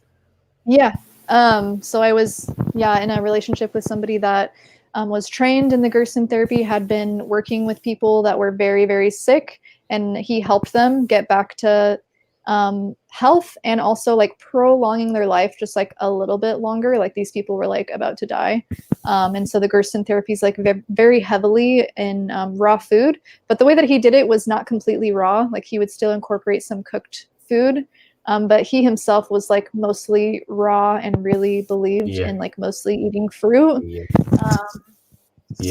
Well, sorry about that. And so, I got really brainwashed by that concept, especially because he kept telling me that eating other foods besides fruit would cause mucus in the body. And so I was constantly like in this like really purist mentality and thinking that all foods other than fruit were like toxic for my body. And I think having like that mindset created more issues for me. And then I got really obsessed with the coffee enemas, really obsessed with eliminating, and it was just really bad. It's very, very interesting for sure. And people keep saying about the fruits again. I'd say if you're getting like heirloom fruits or fruits that have like seeds naturally in them, or the higher water content fruits, I think they're better for you. But if you're eating 30 bananas a day, Dahlia Shine says, but fruit looks so good on 30 bananas a day. Me and Janessa have seen her face to face. Guess what? She doesn't look as good as she does on camera. And if you see how she looks now compared to years ago, she looks like trash. And like she is literally like a rail in person. Like that's not healthy to have such a low body fat percentage. Like it's not healthy. Like no one should look like that. Especially on a female. Especially a female. When you look at her back, you can see every like different part of the Vertebrae. spine. Yeah. Yeah, that's it. I didn't know the word. You'd know it more than me. And like her arm is there like a rail. Like I'm not joking. Like it's like so skinny. And yeah, it's definitely not someone to necessarily say that's a good example. And that's what most people are doing. And would you agree with this? So many people just look at people through YouTube, but a lot of time, guess what? We have specific lighting. You modify the video to improve the saturation. You do so many different things, and you're not going to do it when you look your worst either. What's your thoughts on that compared to when you meet the people in real life? I'm totally guilty of that too. Like I'm trying to make sure that there's like perfect lighting and I look really nice and all that. So people want to look attractive because that's what people want to see. Like they want to see someone that looks healthy and vibrant. Yeah. And just because someone may look healthy on the outside, some people, it's like, I've been around Durian Rider a lot in the past, but he consumes so much white sugar and processed stuff. He seems to get away with it somehow. Maybe it's due to all the insane amounts of exercise he does. Completely, who knows? 100%. I agree. Yeah. But then he does things on the sly, like taking juice. If you know what juice is, I'm not going to say the name because I'll get in trouble for that. Dahlia Shines is joking. I know Freely's deteriorating. Yeah, she's deteriorating at a rapid rate. She's aging as well. So yeah. Really sad. Yeah, for sure. And like I don't even have anything against these people. It's just like misinformation, and that's like very dangerous to be like recommending to people, especially if people are super young, like watching this content, and they're so impressionable. And it's like I was like that too. Like I was, I think, 23 when I first found out about the lifestyle, and so that's a pretty young age still. And so if teenagers are watching this, like 17, 18, it's just like, oh my God, it's so dangerous. Like these people aren't even fully developed and they're like changing like their diet so drastically. Yeah, I just made a response video to someone that's 25, one of the biggest YouTubers in the world, that's promoting to so many young girls the like calorie restriction diet with all of these weird things mixed together. That got uploaded last night. I'll put a link to it up above later. People can check that out. It's so bad. I have a question. Have you seen Bobby's perspective at all? Yes. Yeah. He has some great videos that are just like so hilarious to me. It's just like so spot on. Yeah, and I can really relate to him because he did pretty much all the different diets that I did. He's meant to be interviewing me in the near future. I definitely recommend people check out Bobby's perspective. Yeah, he's great. Really good person. Frank is squeaking. Freddie has a demeanor of an alcoholic, the angry obsession and irrational loops. I find it very difficult to watch content with her. Yeah, she's like, I think that diet is making her all over the show. Like, I understand like she's so passionate about it. That's what it is. But it's just like having that mindset that everyone can thrive on that diet, like 100%, is just like so, like I don't know how you can believe that. It's just not true. Yeah. Well, and she says if you're not vegan, you deserve to. Oh, I haven't heard that one. I can't say the word. Yeah, she said that in videos that your life should be ended. You don't deserve to live. Or it's like they seem like a lot of these people, would you say, are anti-human or more pro-animal? Oh my God, completely, 100%. Yeah, They're very angry. I don't know if it's because they're like malnourished, but yeah, it's interesting. And I've met so many people that are like I looked up to on YouTube that I've met time and time again. And when you actually get to be around them, guess what? I noticed all of them. None of them were thriving. A lot of them were on thyroid medication. A lot of them were lying through their teeth like crazy. So it's like people will paint a specific picture online. You got to be careful with that one for sure. I've actually thought about, what do you think about having content on your page that you don't resonate with anymore? Like, how do you feel about having that information out there? Oh, I don't care about it. It's just like I'm forever changing, and people just need to look at my newest content and understand that I'm going through a constant evolution, and what I said at certain points was true. So people just need to be discerning around that. Like having information on my channel that I like completely don't resonate anymore, because if someone watches that and they take that advice, like I just like worry about the effects that it could have. Yeah, for sure, I can understand that. But yeah, it's just down to the individual, really. They need to take full responsibility for it. I'm just going to plug in my charger because people are still asking more questions. Someone that just did a super chat asked, what do you think of the cold showers trend? Do you have anything to say on that? I love cold showers. I was getting really into it when I was around Danny more in real life when I was living in Thailand. Was consistently doing cold showers and felt really good. But now that I don't do them as much, I don't really notice the difference. Really, Yeah, it's nothing yeah, like drastic. yeah. It's not changing my life. Yeah, I've been doing cold showers for about 6 years now. I think I might have had like 1 or 2 hot showers. Yeah. The science I know on it, if you do it for 3 minutes, it will massively increase neuroadrenaline and adrenaline levels. So a lot of people do it to wake up. And a lot of times I felt I needed to do that to wake myself up in the morning on a vegan diet, but I found that I don't now. But yeah, oh, you lagged a little bit there. So yeah, I would say there's a lot of research out there that say cold showers are really good for people as well, but ice baths are definitely way better. But you've got to have a strong mind for that one for sure. Yeah. That's what again? Water fasting, as I said. Can you hear me now? Yeah. What you said?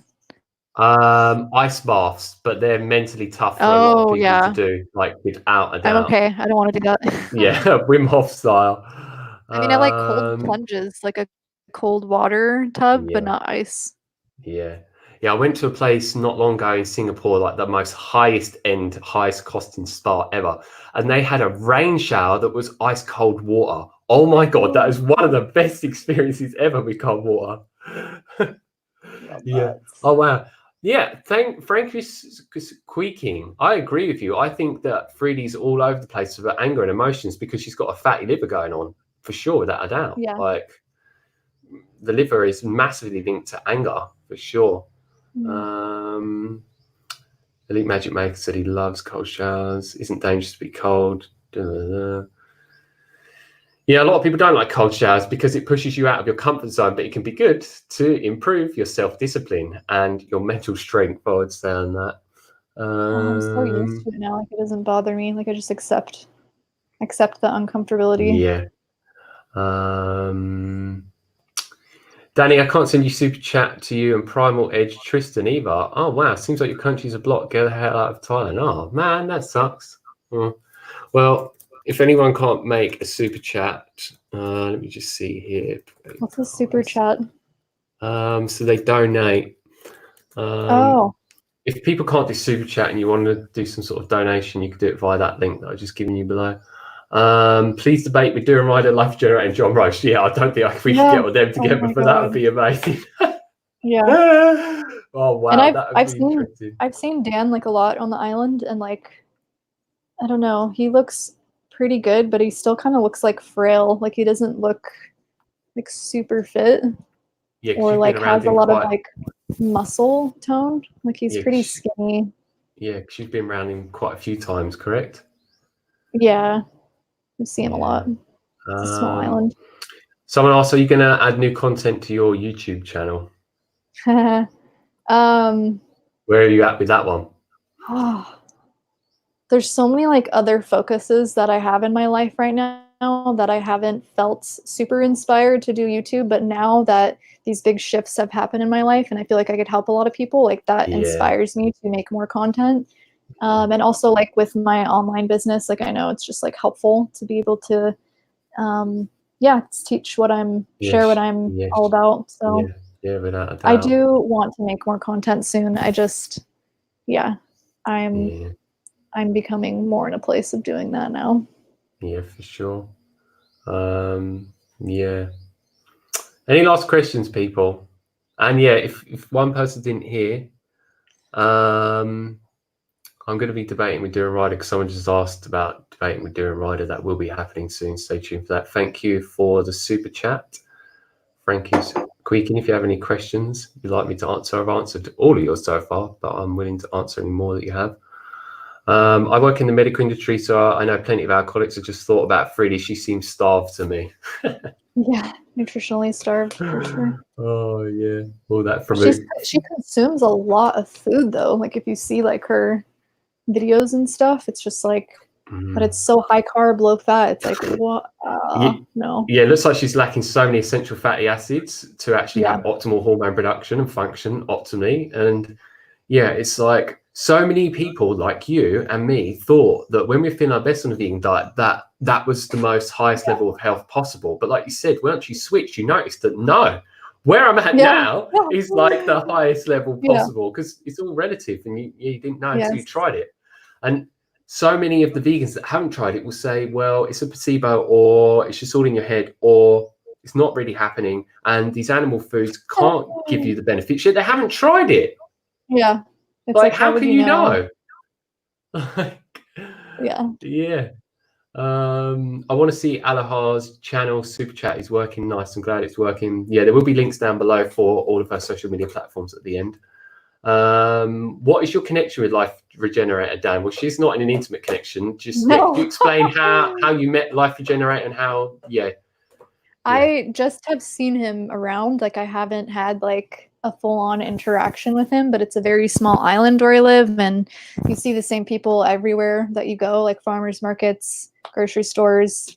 So I've just like have seen him, and like I've also eaten some of the food that he's cooked for a communal like ecstatic dance that happens here in the community.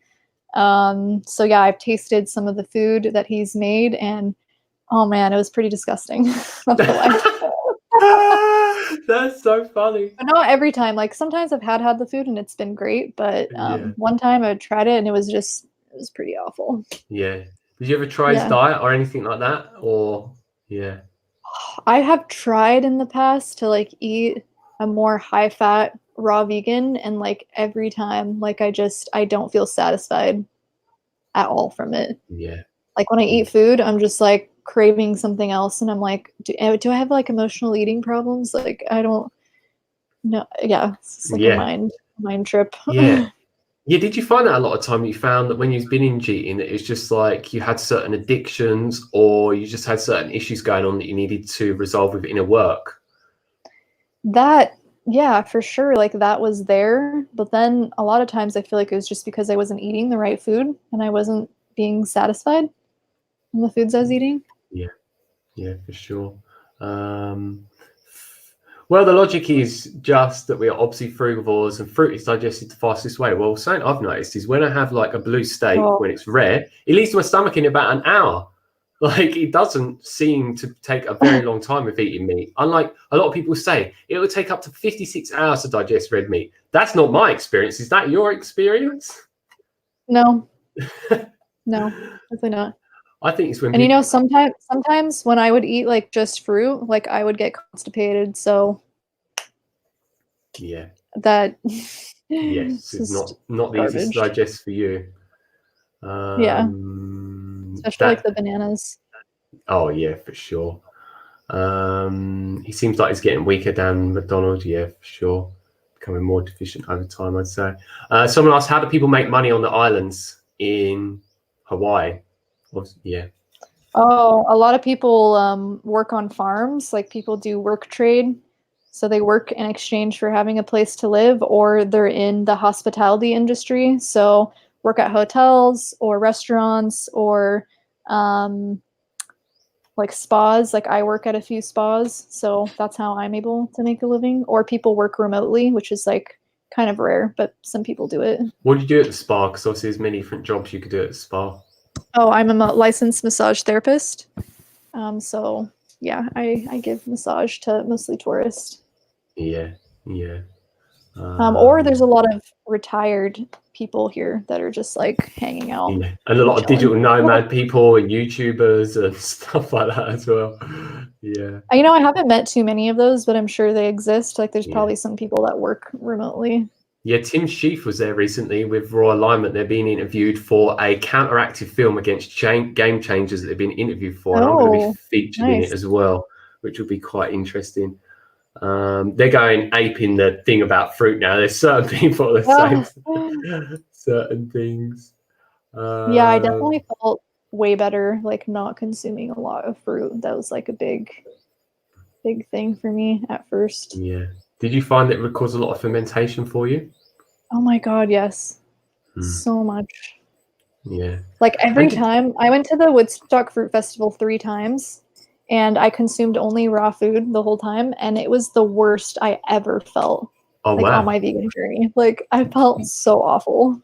And I was would you the last time I was constipated for like 3 days. Like I Oh, had no wow. bowel movements. And was you eating like fully ripe fruit?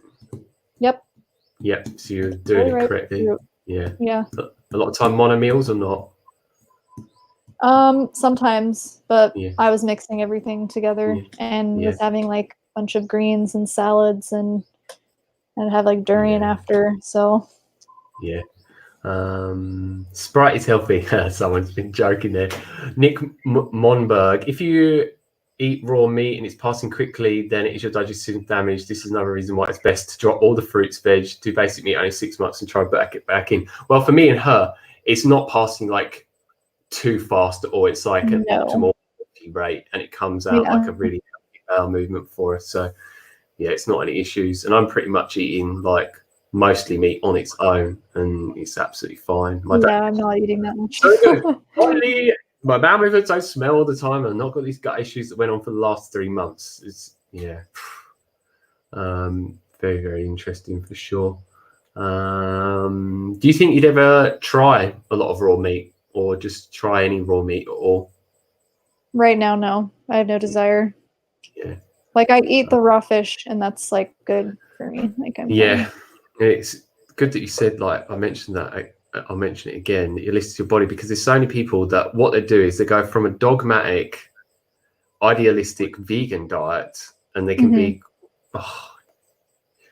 it can be quite extreme, and they can form one eating disorder or another. So there's a lot of people that jump on the carnivore bandwagon and they say meat is only good and all other foods are bad, and then they put themselves in a box, and it's just like, it just becomes I don't want to be part of a cult, neither does she. Like I say, I eat a carnivore-based diet. That's what I eat for sure. It's like, and I would say like I'm omnivore. Yeah. Like I still enjoy plant-based meals. Yeah, for sure. And as we said, like some people get on with certain foods, other people don't. But I found that for me, and Janessa's found, meat seems to cause no issues at all. And I found that with so many other people. And I noticed too, also I didn't mention this before, like when I would eat like most vegan meals, like I don't feel this like insane like energy spike, or like eggs and veggies. Like I feel an immediate like energy boost, and that's something I've never experienced before, like eating like all plant-based meals. Yeah. Oh, really? An immediate effect. What was the experience like then when you was eating vegan food instead of getting an instant energy boost? What would you get? Oh, I just feel like so like tired, and like I need to like take a nap or like lay down. Or if it was like all fruit, like I would feel like this like really big energy boost, but then crash afterwards because of like all the sugar and everything. Yeah, and it was interesting for me to be around you for around 6 months, because it's like you try so many different things, certain things that's helping, and this, but it just had so many ups and downs of your digestion. It was absolutely crazy. It's just like, it's just your body not tolerating the fiber and the phytates and the oxalates and salicylates and all these other anti-nutrients. It's like, but yeah, it seems that you're eating a smaller amount now and way more animal foods, and it just seems that it seems to be way more of a balanced, healthier approach for you. Unlike what Happy Healthy Vegan said to me, you should eat a whole foods, sensible, vegan, plant-based diet. Sensible? What even is sensible? Like, it's based on your perception. That video made me laugh so much. Like it was very entertaining for me. And what do you think about him when he said about high testosterone levels and was bodybuilding? Oh my god, I was laughing out loud. He looks like a woman. I was laughing so much. It's just like his arms are like so skinny compared to mine. Not that I'm huge, but yeah. And I understand like he's like 50. I don't know how old he is. Yeah. Oh, but it's like what? That's not like crazy. Normal. Yeah, not at all. And it's like vegans will say, well, I have perfect blood work, so that proves that I'm thriving. But it's not like accurate. How do you know if it's accurate or not?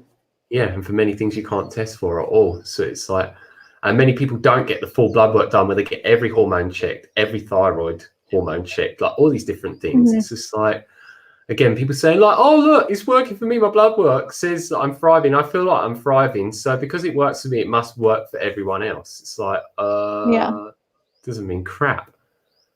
Oh yeah, something that I didn't mention too is like I did see a naturopathic doctor at one point, and he recommended to me like this very like specific protocol of like herbs, and I was on an elimination diet, and once I did all those things, like I did feel a lot better, but then energetically, like I still wasn't feeling quite right, and like he even recommended like to like be careful like eating like just vegan and like maybe to incorporate some stuff. So it's like giving me some advice of like supplements I could take that would help. And he didn't like force me to eat animal foods, but it's just like a recommendation. But then like shortly after that, like it was like a temporary relief almost, just because I was eating like such a limited amount of different types of foods.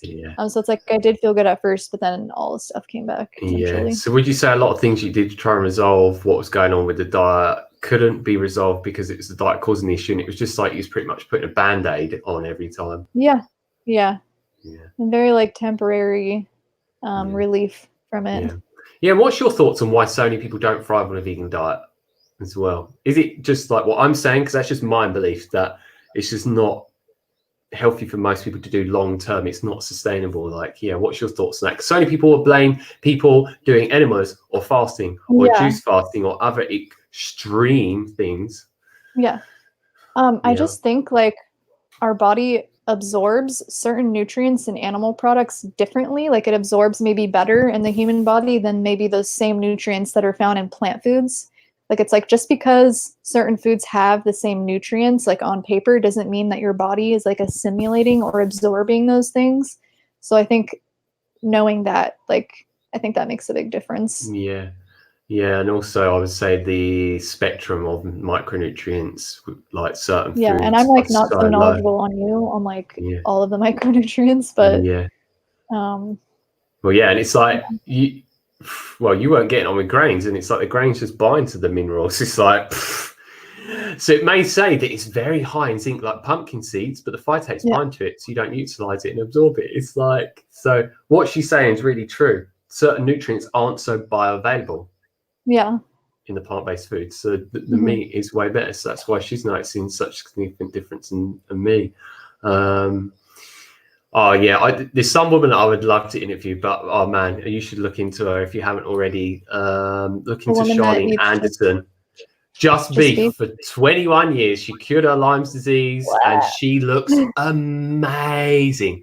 But if you look at Anne Osborne, who is older than Charlene for sure, and she's been doing the fruitarian diet for around 20 years, she looks so emaciated. Just look at the two. I know, I've seen her in real life like a lot, so it's scary. Doesn't someone thrive on a fruit diet? Isn't she an amazing example that is so good for you? What's your thoughts on that? So skinny fat, like very low muscle development, and again, like the sunken eyes. Derek, it's mainly because the people didn't form themselves and eat not balanced enough. On top of that, they started eating too healthy too fast, so the body's cleansing too intense and they couldn't break it up.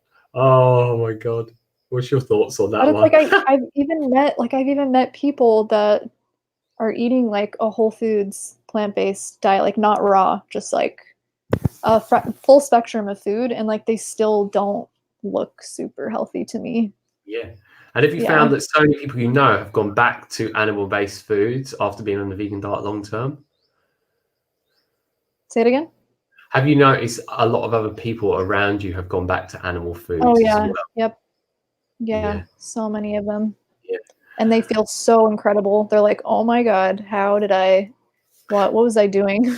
And someone that'd be good to mention, you'll know him. He is one of the most amazing high vibrational people I met, friends with Ted Carr. He does a lot of meditating. He's a very zen person. He owns land in Hawaii and was actually growing a lot of his food. Oh my god, I'm blanking out on his name. I just had his name in my head then and then it disappeared. Damn it, went away. Someone was talking about him recently and said that they were eating. Yes. Yeah. Drew was eating a lot of the food that he was eating, that he was growing most of his food in like biodynamic ways, organic ways.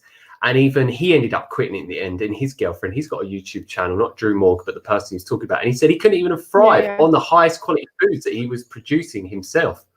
And I've been, it's really horrible that I can't remember his name, but I've been to like Evan Rock, yeah. Okay. I have been to his property. I saw the food he was growing. Like literally, it was the most highest quality plant foods like I've ever seen and tasted in my life. And he had been mostly raw. Like when I went to his farm, he was incorporating like some cooked food, so he wasn't even eating all raw then. And yeah, it's like if he can't thrive off of it and he's growing his own food and growing it in like the most amazing place you could possibly do it, most nutrient dense soil, like that, clear sign. Yeah, and it still wasn't working for him. Someone says, looking at the eyes before and after, you can see the eye color changing from blue to brown. Well, unless you naturally have brown eyes, which my girlfriend does, it can do for sure. Yeah. Has anyone seen eye color change? I've actually taken pictures of my eyes and my girlfriend and my sister. Because I'm very aware of iridology. I know certain people don't believe in that, but it's all, it's not the reason why I'm doing it, so I can analyze it with iridology. But yeah, people's eyes can definitely massively change for sure. Have you made any observations with your eyes at all or not? No, I haven't. I've had someone read my eyes before, but I haven't taken like a before and after either. Yeah, and when I met Evan Rock, he was probably one of the most healthiest looking vegans that I'd ever met. So vibrant, like, and he can do it. Yeah.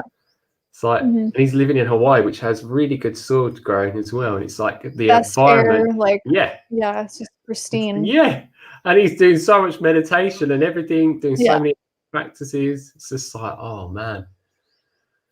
Yes, like Jesus Christ, the amount of comments that I get every day of people saying I did it wrong and like you need to move location and make it work or grow your own food. That's why I'm going to start growing all my food overnight. It's like Jesus Christ. Instead, I can just pay a company to deliver animal foods to me and eat it.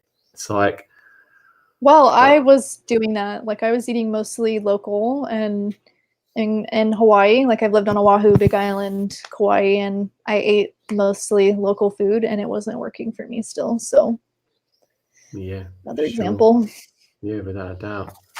And have you found over time that your food choices are just constantly changing as well?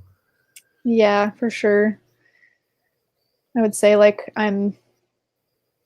it's like for a while with the beef, I was eating it like so much and now I'm like, okay, I feel like kind of had enough of that. Like I want to try something else. And so it's just interesting to like be really in tune with those needs that your body's like clearly giving. Like, okay, I've had enough of this. Like I need something else now. Yeah. Would you say you eat way more healthier in terms of like, do you feel less of a desire the majority of the time for like processed junk food compared to when you was on a vegan diet? I'd say it's about the same. Yeah, that's say. Interesting. Well, I really love chocolate. Like that's like my thing. Like, and I've always loved it, even when I was vegan, non-vegan. So that's like my junk food, even though it's really like not that bad in comparison to most people. But other than that, like I don't crave other junk foods really. Like when I see like I would never eat like a Beyond Meat or like anything burger like that. Like I'm just like, no, thank you. Full of garbage. Yeah. And it's funded by the biggest meat company in the world, Tyson. Yeah, I didn't know that. I'm like, wow, I'm glad I never bought one of those. Yeah, for sure. And it's just like vegan slop, as Primal Age Health would say. Someone said she is right. Also, soil fertility varies and volcanic islands usually have high fertile soil. Yeah, like without a doubt. Yeah, stuff grows here like insanely fast. And yeah, and what people don't realize is like me, I was eating mostly Chinese food because most of it on the island is produced in China and imported. And it's like so many people are eating like really nutrient-less or nutrient void, like plant-based foods. It's just like garbage. It's like they're not getting what they need. They're not thriving. It's just like vegans need to get their head out their ass. Like literally, like come on. Like if you, I did some very interesting research. If you look at 113 grams of beef liver, which is around 30, 60, 90, 120, which is around 4 ounces of beef liver, is the nutrient density, like micronutrition, is pretty much almost on par with 2.5 kilos of fruit, which is around 5.4 pounds of fruit. Wow. The nutrition, micronutrition. So 5.2 pounds of fruit has around the same micronutrition as 4 ounces, which is around 113 grams of beef liver. And guess what? The beef liver also has loads of B12 and various other nutrients in it that the fruit would never have. Like, and like, how much is it going to cost you to get a small amount of liver like that compared to like 5.2 pounds of fruit? Like, yeah, I actually want to try that, but I would probably have to cook it. I don't think I could eat it raw. Well, the brilliant thing, I'm going to make a video on this, is cut up into small pieces and just quickly swallow it. No chewing, just swallow.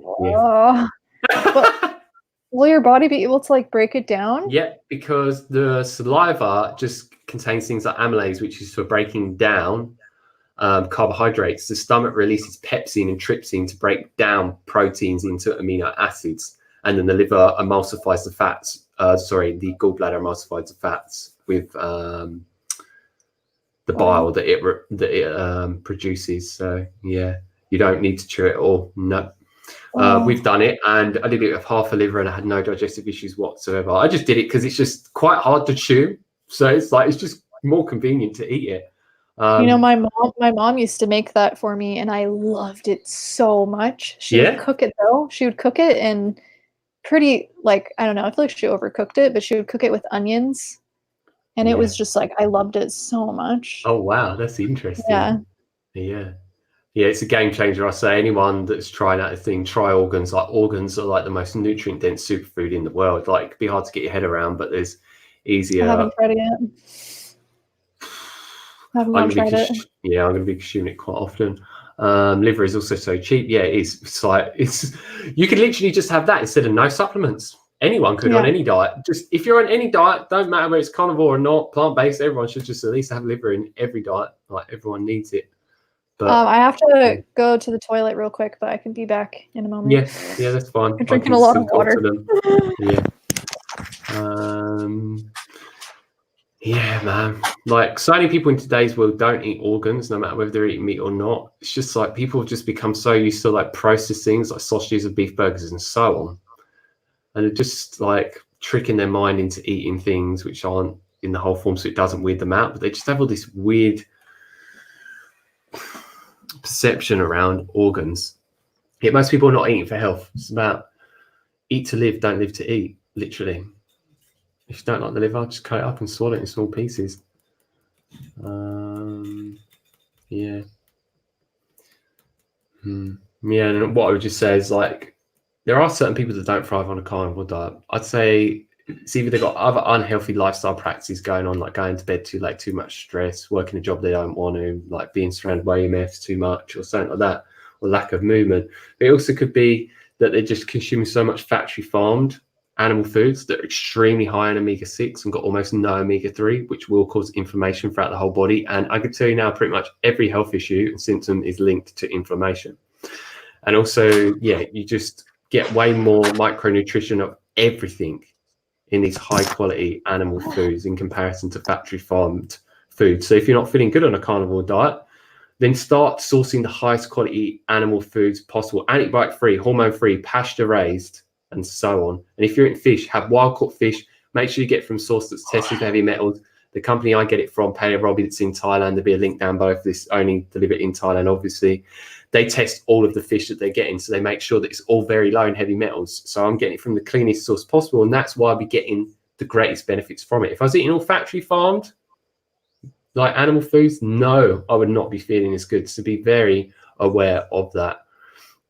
I was just saying to people, because I was saying, like, not everyone thrives on a carnivore diet, and I was explaining the reasons as to why. I think it's really important for people to be aware of that, because you could do it wrong. I'm not saying if you don't thrive, you did do it wrong, but there's a lot of people that do it in a really bad way. There's a lot of people that do the bacon experiment where you only eat bacon. What? That's it. What?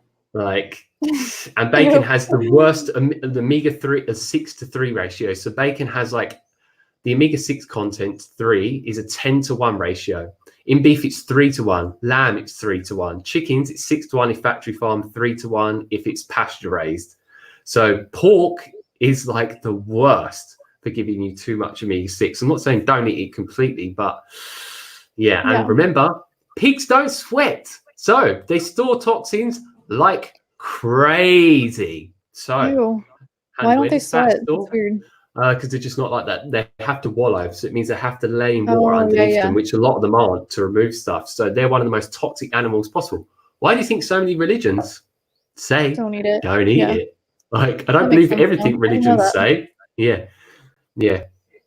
The ratios can vary, but still, like, even from high quality sources, the ratio is still not that good at all. Like, nowhere near compared to the other animal foods. And fish is pretty much all pure omega-3 and no omega-6, which is really good. As I said, I can't have organ meat, otherwise I would use it to eat all the time as a child teen. Problem is with the device, it costs dollars. Well, to be honest, I don't care how much things cost. I'm just going to create more income to afford the things that I need to. So that's what people need to do. And to be honest, it depends where you buy from. If I buy these animal foods in a shop in someone called Rimpim, I will pay extortionate prices. Instead, I found a company that does the highest quality animal foods, that delivers to my door, cuts out the middlemen, and it saves me so much money. So it just depends where you buy it from. Would you say you've noticed that, or it depends where you buy it from? The price can vary with animal foods. Yeah, except I've only been buying it from like one source, one farm, so I haven't really like compared the prices. So I'm not sure on that. Yeah, someone says factory farm pork is garbage. Yeah, it's the worst of the worst. But even when I've had pasture raised bacon, doesn't make me feel nowhere near as good. Yeah, I got mine like local pork, and it was kind of strange. I didn't feel. Yeah, we've both had quite a similar experience with it. Not like I said, don't just completely eliminate it for sure. You don't have to. If you want to, that's fine. But I find that just over time, I'm more gradually just drawn to just eating pretty much beef. Like, oh my god, it's the best.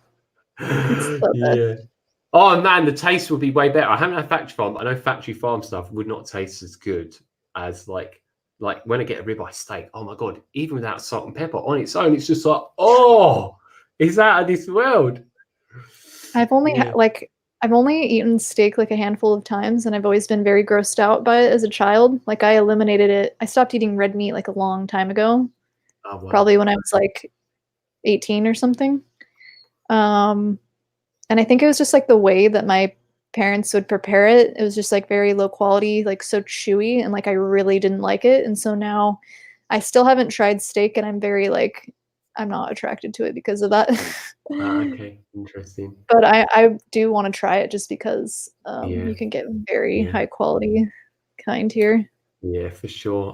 Nick Monberg, but fish has lots of other toxins. Yeah, for sure. But again, the source that I get it from tests for all that stuff, so it's not got like an abundance of PCBs or heavy metals or pesticides or dioxins and so forth. Because mine comes direct from Alaska, like wild caught Alaskan fish. Source you can find it. Fruits are just a complete product from nature, made for gods like us. Well, actually, no, it's not produced by nature. Most of it. Guess what? Most of it's hybridized. If you look into how bananas used to be until we cultivated them, they're full of seeds and almost no flesh. Guess how big natural avocados are? They're about that big with such a huge seed and almost no flesh. So if you actually look into ancient fruits, the fruit that we see now is not the fruit you used to see in nature. So these fruitarians say it's a natural diet. These are hybridized fruits that have been messed with so much to maximize the yield and reduce the seed size. That is not normal. So it has way more fructose in it, sucrose, and other naturally occurring sugars. It's like, people need to take that into consideration. Like, but cows are cows. Like, they haven't really changed unless you're getting like certain cows that have been messed around with will produce dairy that is A1 beta casein, which is really not good for us. So most dairy sources are really bad. You need it from A2 beta casein sources, and then most people won't get negative effects. But try and find companies that will tell you which one they're producing. Most companies aren't going to tell you. You can find sources, but it's very hard. I don't really like pork. I only have bacon occasionally. Yeah, my experience is the bacon was better than the pork chop. The pork chop was not a good experience for me. I experienced a similar thing. Oh, and you tried lamb once. How was your lamb experience? Oh, well, I didn't know it was lamb. Like my friend made it like in a patty, and I thought it was beef. And then he cooked it for me, and we were like eating it, and I was like, "This just has like a different texture." He's like, "Oh yeah, how do you like the lamb?" And I was like, I didn't want to eat lamb because it's such like a young, like I didn't feel so great consuming that, but it tasted incredible, and I felt really good from it. That was my only experience. I probably wouldn't purchase it myself. Yeah, just for your own ethical reasons, which is understandable. Derek, our YouTube channel will be linked in the video description once the stream has ended. I was eating mostly ground-fed beef, started making patties. He seems better. Yeah, I started making my own burgers. It's really, really good for sure. Hello from California. Yeah, avocados. Yeah, avocados, man. What most people don't realize is most avocados have a 16:1 omega-6:3 ratio. Which is I have a story about avocados. Yeah, share it then. So right now I live in a tiny house. And on the property I'm at, there's a big avocado tree. And just recently it was dropping like so many avocados. And I was just going crazy, eating as much as I wanted. Like sometimes like a full avocado a day, and they're pretty like big. They're like that big. And my digestion got so messed up from that. And now like I don't even touch avocados. Like if I'll have it, it's like a very, very small amount, but I notice it's just like my body cannot digest it. I'm not sure what it is with the avocados. Yeah, that's interesting. We were having the avocados, and now the last time we tried having it, I had a small bite, and my body was like rejecting it, saying no, and it made me feel nausea.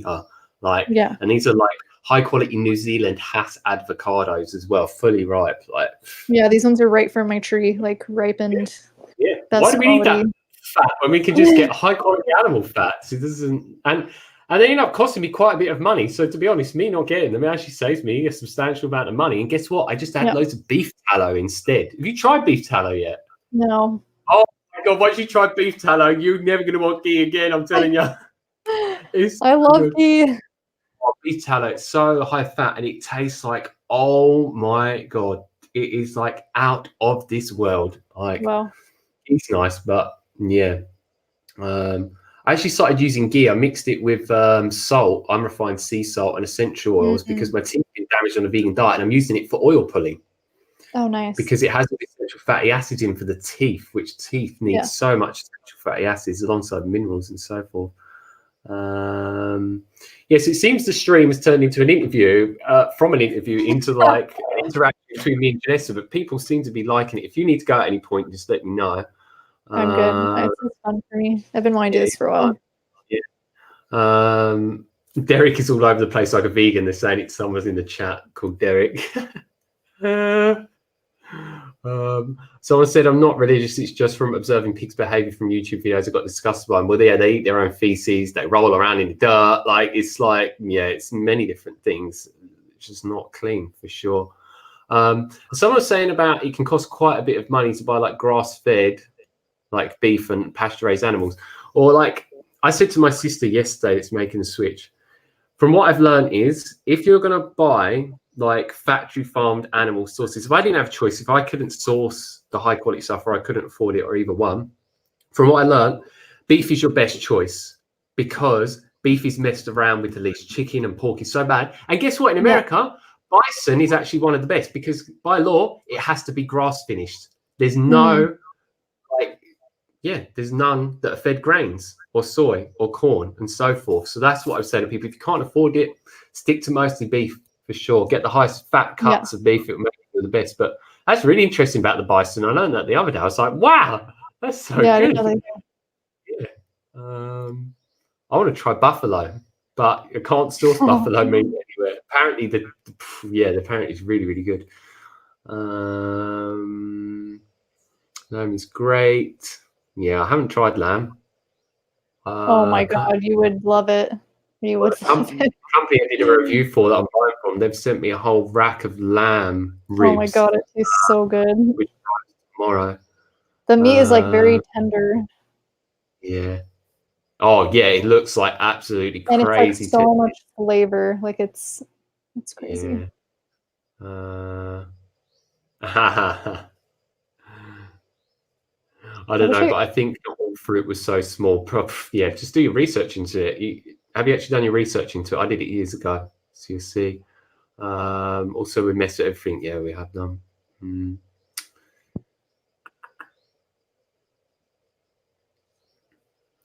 So look here. See, sometimes when I'm scrolling through the comments, all of a sudden it just jumps to the bottom. Yeah, there is certain fruits that naturally occur that are definitely the best fruits for us, but a lot of the fruits sold and people eating these days are not those fruits. I'm not religious either, but have been on pig farms before. Pigs can be very vicious, and the fact they'll eat anything freaks me out. Disgusting. It's right. Oh, that was my experience when I ate the pork. I experienced being a pig, and do you know what my experience of being a pig was? I felt like a fat fruit that just felt lazy and just wanted to eat everything in sight. It's the only time I've ever had that happen on this carnivorous-based diet, which has been on for almost 30 days. It's like crazy, and I know that's what pigs are like. So I embodied that. It's like, I don't want to be a fat person.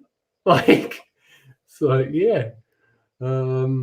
That's Nick funny. said, yeah, oh, it's really, really interesting because like both people believe in this or not, I have a lot of eccentric abilities, and I'm very like spiritually evolved and tuned, you could say. So every animal I eat, I embody the animal experience. It's very, very interesting. I haven't talked about that in a video really yet. Better off having coconut. Yeah, fine. For me, out of all of, like, you could say the fruity raw vegan stuff, coconut water seems to be the best thing for me. Like, that's one thing my body doesn't want to give up. I feel amazing. Just coconut water and beef. Oh, I feel so good from doing that.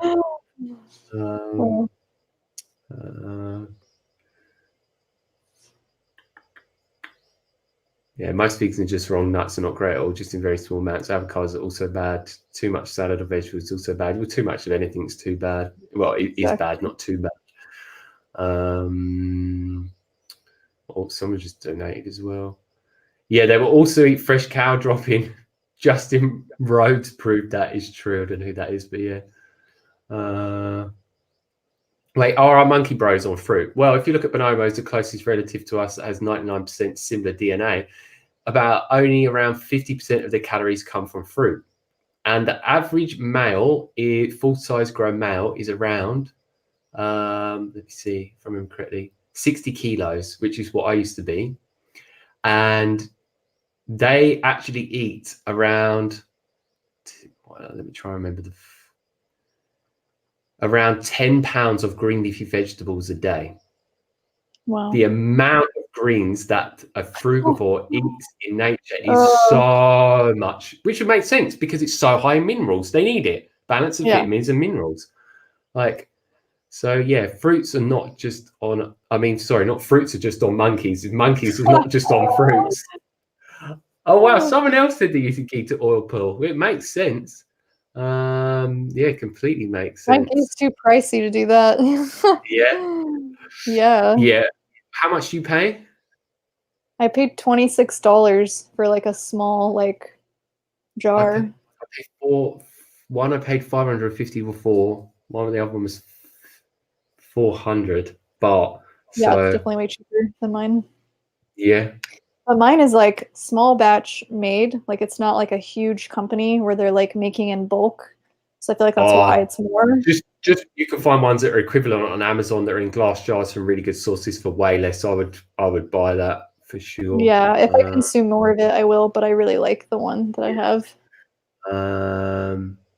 They pump chicken with fluids. It's so gross. Yeah, they do. It's really, really bad. They don't do that with meat at all. It's like, yeah, it's not good. Lamb has great fat. Yeah, lamb is such a good fat source. Like, so good. It's absolutely amazing. It's like the chickens that I have. They completely free roam outside. They're fed turmeric, which is really interesting. Oh, wow. They also eat termites insects. They eat anything that they find as well in their natural environments. They eat specific things. It's like they eat so many different things and worms and stuff. Like, it's very interesting. And the company I buy it from, they rescued so many chickens as well. I think from factory farm sources, and they're giving them a better life. What's the fat ratio for ground lamb? Well, it's like a 3-to-1 ratio. Well, of like essential fatty acids, 6-to-1, but I don't know like what the macronutrient ratio is, or you can ask Google. Google is God. Frankie Squeaking, thanks for the super chat. Immune cells use sugar to drive inflammation, which was stated by Alina Guggenheim ND. It's an interesting interview over on High Intensity Health Channel. Oh, that is a really amazing health channel to listen to. If you hadn't checked that out, I'd recommend that to you as well. High Intensity Health Channel. High intensity. Derek. Oh, coconut water. Yes, finally I could agree one time. Just kidding. Yeah, I have seen your message, Magic Maker. You just got to contact me on Facebook and we can organise a scheduled stream. You can't join this stream now though. It's just not going to work. I think we need to be doing this together. Ancient monkeys on fruit. Ancient monkeys on fruit. I actually see wild monkeys around here. They will eat anything you give them. They don't care. These are free roaming monkeys. We gave a load of bananas to them not long ago and they went absolutely ape for it. It's really funny. So Rosie said that's outrageous for ghee. Yeah, it's definitely a very high price for sure. Frankie's screen. I was just thinking about that myself. So far out. Yeah. Let me work that out. I just want to find. Yeah, if you can get beef tallow. See, beef tallow costs way less, and I personally believe it's definitely better than ghee as well. Literally, I paid like a half to the third of the price for beef tallow. It's really. What is it? Like, what is beef tallow? I don't understand. Just fat from the animal. How do they do that? I looked into it, but I can't regurgitate the information because I don't remember. Yeah, I'm kind of a bit weirded out. Okay, so for a small jar, I paid $13 for the ghee. Beef tallow is rendered from the beef or the mutton fat. It's it's a rendered form of beef, sorry, or mutton fat. So that's all it is. But that's what people always used to use way back before margarine came around and all this other crap. Like that's what people would use. Makes sense. Rachel's what she said. The monkeys went ape for bananas. Laugh out loud. I didn't think about that. They literally went ape for the bananas. She was with me and saw it. It's so cool. You can drive to a certain part of this island and there's wild monkeys everywhere. They're vicious as well. Like, actually, I watched a thing recently where there is a lot of primates that have now been found to eat other monkeys. People saying they're frugivores. Not necessarily. Yeah, someone said tallow is just beef fat. That's all it is. Thanks for that clarification, people. So other names are lard or dripping. That's what I was taught. It's lard. My nan used to cook like potato, well, like French fries, you call them in America, in lard. And oh my God, it was the best thing ever. Like, oh my God, that margarine stuff and that, oh God. Yeah, it's just, oh God. Get yourself some canola oil. That's a health promoting food. Oh God. Or some high fructose corn syrup. Just mix them together. Oh man. I remember seeing Mountain Dew. Oh my God, they actually put corn syrup and canola oil in Mountain Dew. Like, what the hell? That is like the worst combination. If you want to give yourself heart disease and diabetes, there's your answer. Oh wow. Yeah. But we don't use lard because pigs are disgusting. Yeah, you can get lard in different fats. There's like duck fat, you can get pig fat, and so on. The bison one, I was interested in that. Anything you'd like to talk about? They're not asking any more questions at the moment. Yeah, I don't know. I can't think of anything. What have you like noticed just from interacting with me since not being vegan anymore? Like, have you noticed anything? Well, from us just talking on a regular basis, you don't seem up and down all the time. You just seem more Yeah. stable, like without a doubt. You seem more happier, more content. Just better in every single way. And it would be interesting to actually be in physical reality, because obviously I haven't seen you in physical reality since you've been having this, but it's like night and day. And like, yeah, it just seems to be an upward trend, not a downward trend. Or Yeah. I don't believe it's a placebo. I believe you're just getting exactly what you've needed for so long. And if you think about it, right, what's your thoughts on this? I think so many people that swap to a plant-based diet, they normally come from a crappy diet. I don't necessarily think that it's the plant-based diet getting benefits. I think a lot of time they're getting all the benefits due to all the other crap that they remove. But then they say it's the plant-based diet that's making me feel so good. What's your thoughts on that?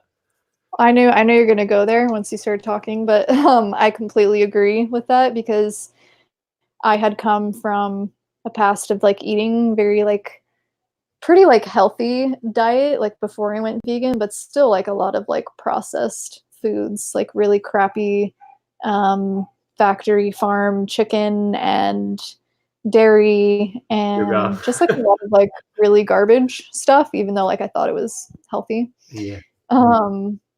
Yeah, and of course I would feel good if I didn't have that in my diet and I'm eating just like whole foods, like no processed junk, and yeah, of course I'd feel for better. sure. Yeah, and I think as well, they are getting a lot of nutrients that they haven't been getting on their diet, because they're eating more plant foods. So that will make them feel good. And then they've removed a lot of the crap, but it's like long term, it's not going to meet their full nutritional needs. So it's like, you can't fully say it's just the plant-based diet that made you feel so good whatsoever. If it made you feel so good and it was such a healthy, balanced diet, well, why are so many people failing on it left, right, and center? It's like, I liked that statistic that you said. It was like 84% of people. Yeah, around like 85%. Yeah, That's around insane. 85% of vegans and vegetarians were found in a scientific study to go back to eating meat. Like, That's so there's a reason crazy. for it. There's a woman I just listened to. I'm going to make a video on her. A competitive high-level bikini competitor. She went on the vegan diet for a month. She got a DEXA scan done before, and then 30 days later, I got it afterwards. She put on way more fat and lost a lot of muscle. Oh wow. In 1 month, which is interesting.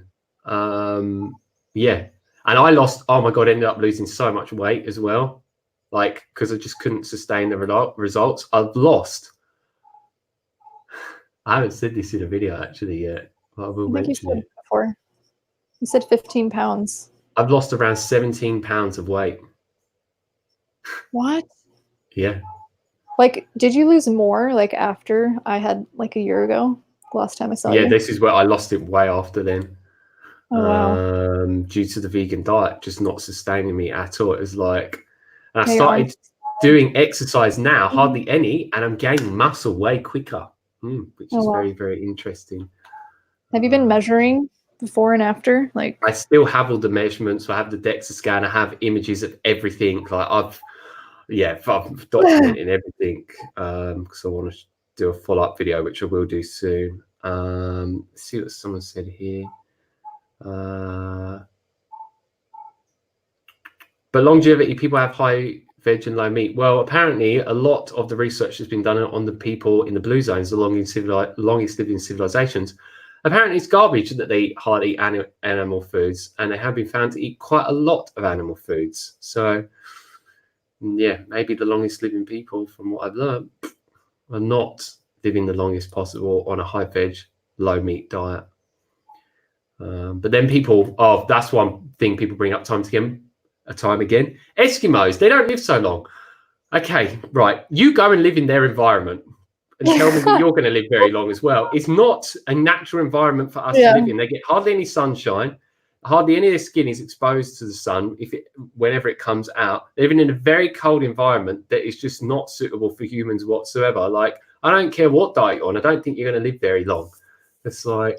That's another thing. Like, people put so much focus on diet and don't realize that there's so much more to health than like just eating certain foods. Like, it's like your lifestyle, like how much stress you're having in your life. Like, what are you doing on a daily basis? What are the thoughts you're saying to yourself? Like, there's just so many things that encompass Yeah. like having like the most optimal health. And so Yeah. people just, I don't know, like focus so much on food, and it's just like one little piece of the puzzle. Yeah, I completely agree with you. It's about having holistic health, like being as healthy as you possibly can in every area of life. If Yeah. you neglect a certain aspect, like you could be eating the best food in the world, but if you're so stressed out and go to bed so late and over exercising and stuff like that, like good luck. Yeah, I just learned like there's like studies of these like people that live like in Italy or I don't know, like somewhere in Europe, and it's like their diet consisted of like lots of wine and like cheese and like sausages, and like they live like past 100 years old. Yeah, and They're I've like read stories. Yeah, and I've read stories of like there was one person that had been drinking so much coffee every single day, lived over 100. Someone was also doing it with chocolate as well and lived over 100. Yeah. It's like, yeah, man, it's all about what you're doing in every area of life. Like, yeah, I did talk about this bit when you went to the toilet. It's like, Okay. if you're living in New York City, you're eating the best food and you're surrounded by EMS and you're working a 9-to-5 job that you absolutely hate, surrounded by the wrong people, you ain't going to live long. Like, it's as simple as that. Diet isn't what do they say? The be or end all? Yeah. Yeah. I haven't really said that much in my life, so I don't remember. Do you consume honey? No, because I'm like Rachel, my girlfriend, is consuming different things to me. She actually ate like locally made milk chocolate with fresh durian mixed into it. What? Oh my god. And when she had it, she said, I didn't feel crappy from it, unlike when I used to consume that type of thing, which is very, very interesting observation. That was just yesterday. They also had a white chocolate matcha one. Oh She's like, I'll buy it and you can have some. I was like, no, I don't want it. Like, yeah. It's interesting how much control I have without having to control myself of eating other foods. It's like I feel so good from the foods I'm eating. Why do I want anything else? Yeah. Let's see here what this saying. Yeah, you can talk while I'm looking through the thing if you want to. Getting hungry. I haven't eaten yet. It's 10 a.m. Dinner now. time for me. Yeah, it's like 10 a.m. for me. There's like a huge time difference between us. So your skin is looking really glowy too, Dan. Yeah, both of ours is. And me, right? My skin feels so smooth the majority of the time. It's still improving, but like it feels so soft. And my girlfriend's, oh my God, it feels like her skin is made of silk. It's insane. Like, it's really, really crazy. Yeah, they both look gorgeous. Rachel just said that to both of us. Can you link some of the studies, the study anthropology? I'm nerdy about medical. You can search up online for that. I don't know where to look for that, to be honest, at this current moment. And I'm focused on the live stream, so I can't do that research right now. Search high altitude longevity. Genetics as well. Yeah, that's a huge factor for so many people. We are all different. The program genetically wise. I was listening to Dr. Rhonda Patrick, and certain people have a genetic marker called COMT. And what they found through science was, like, they were testing the placebo effect. People that have COMT produce way more dopamine. So those people have a way higher success rate with things that create a placebo effect because they just believe it more, which is quite interesting. Yeah, very, very interesting. Living at high altitude reduces risk of dying from heart disease. Low oxygen may spur genes to create blood vessels. Oh, nice. You're coming to Thailand for a wedding. Nice. That's really good. Did you experience oxalate dumping? I guess what you mean is the elimination of oxalates built up in the body from food. Well, no, because I don't know what the symptoms would be of that. And I've pretty much had all positive effects. Have you? Same. Like, except like notice. Go ahead. Carry on. There, you go first. Except like seeing like what foods. I know that you're eating like more simple eating, but I'm like experimenting with like combining stuff. Like I'm noticing like eating meat with certain things like doesn't agree with me. Like a lot of like if I do like a lot of fat, carbohydrate, and meat, like all those together, it's just like I haven't done that, but my girlfriend tried that. She's trying it with really high quality wedges, that have got no garbage on them. Yeah. With steak the other day and beef tallow, and she ate a little bit. And I was like, why did you leave them on your plate after she'd finished eating? She's like, my body was like, nope, this combination together is not good at all. Like, and I've heard that time and time again, and it's like not something I'm trying. Obviously, if I'm out and about and I get a burger, then obviously it's got some carbs in, but just not cooking it at home or anything like that. Have you noticed any? Do you personally have any cons to this diet for you? Any negatives? Anything you don't like about it? I prefer to not be harming animals, but it's just the matter of the fact. Same. Like, I would prefer to not consume animals. But yeah, that's just the nature of the reality of what I need to do in order to thrive. So I'm going to do that. Yeah, for sure. Rather in the pod. Yeah, I think that's probably the end now. Cool. Also, dumping won't really happen for these two on big scale because they still have the fruit veg coffee. Well, I don't have coffee. I'm pretty much consuming no veg. I asked my girlfriend. And I'm like, no. She's always like, do you want this veg and that? Like, no, not for me. I still like vegetables. Almost every day I'm not eating fruit. My diet is pretty much coconut water, meat, fish, beef tallow, ghee. That's it. I can't eat eggs because I found out intolerant to them. Wait, what? How? This just affect me what so happened? badly. I feel extreme fatigue as soon as I eat them, where it's raw, cooked, scrambled, not like I just found out I've got an egg intolerance. Doesn't matter if it's duck eggs, chicken eggs, so on. Interesting. Yeah. Okay, cool. We're going to end the stream there. Sweet. But yeah, thank you everyone for watching. Like I said, I will leave her social media links down below and her contact details in case you want to get a hold of her. We hope you enjoyed this stream. And stay tuned because, well, make sure that you subscribe and click that bell notification button. If you don't do that, you won't be notified. So many people don't do that. I never do that. I have so many people that want me to interview them on this channel that are ex-vegans that made the switch, just like Janessa as well. So stay tuned for that. It's going to be very interesting. I need to share as many people's stories as possible because just sharing my own is not going to get as many people to switch as possible. The more stories people hear that are good stories, the better. I just answered that last question. Do I eat coconut flesh too? Only if it's the soft young meat. There's no way I would ever eat that hogged aged meat. It just doesn't digest. I've never been into it. That's where a lot of people go wrong. A lot of these people are watching from Europe, so they're up at like 3 a.m. and stuff watching it. They're soldiering. Good on you, people. Good work. Troopers. So yeah, we'll catch you. Let me know in the comments if you guys want to see videos from me. It'll inspire me more to make. Yeah, tell her to make loads of videos. Say, get back on YouTube. Stop slacking. Get it going. And yeah, if you have any questions for her, you could leave them down below as well. I'm sure she'll check them out. So yeah, enjoy the rest of your day, everyone, and catch you on the flip side. Peace.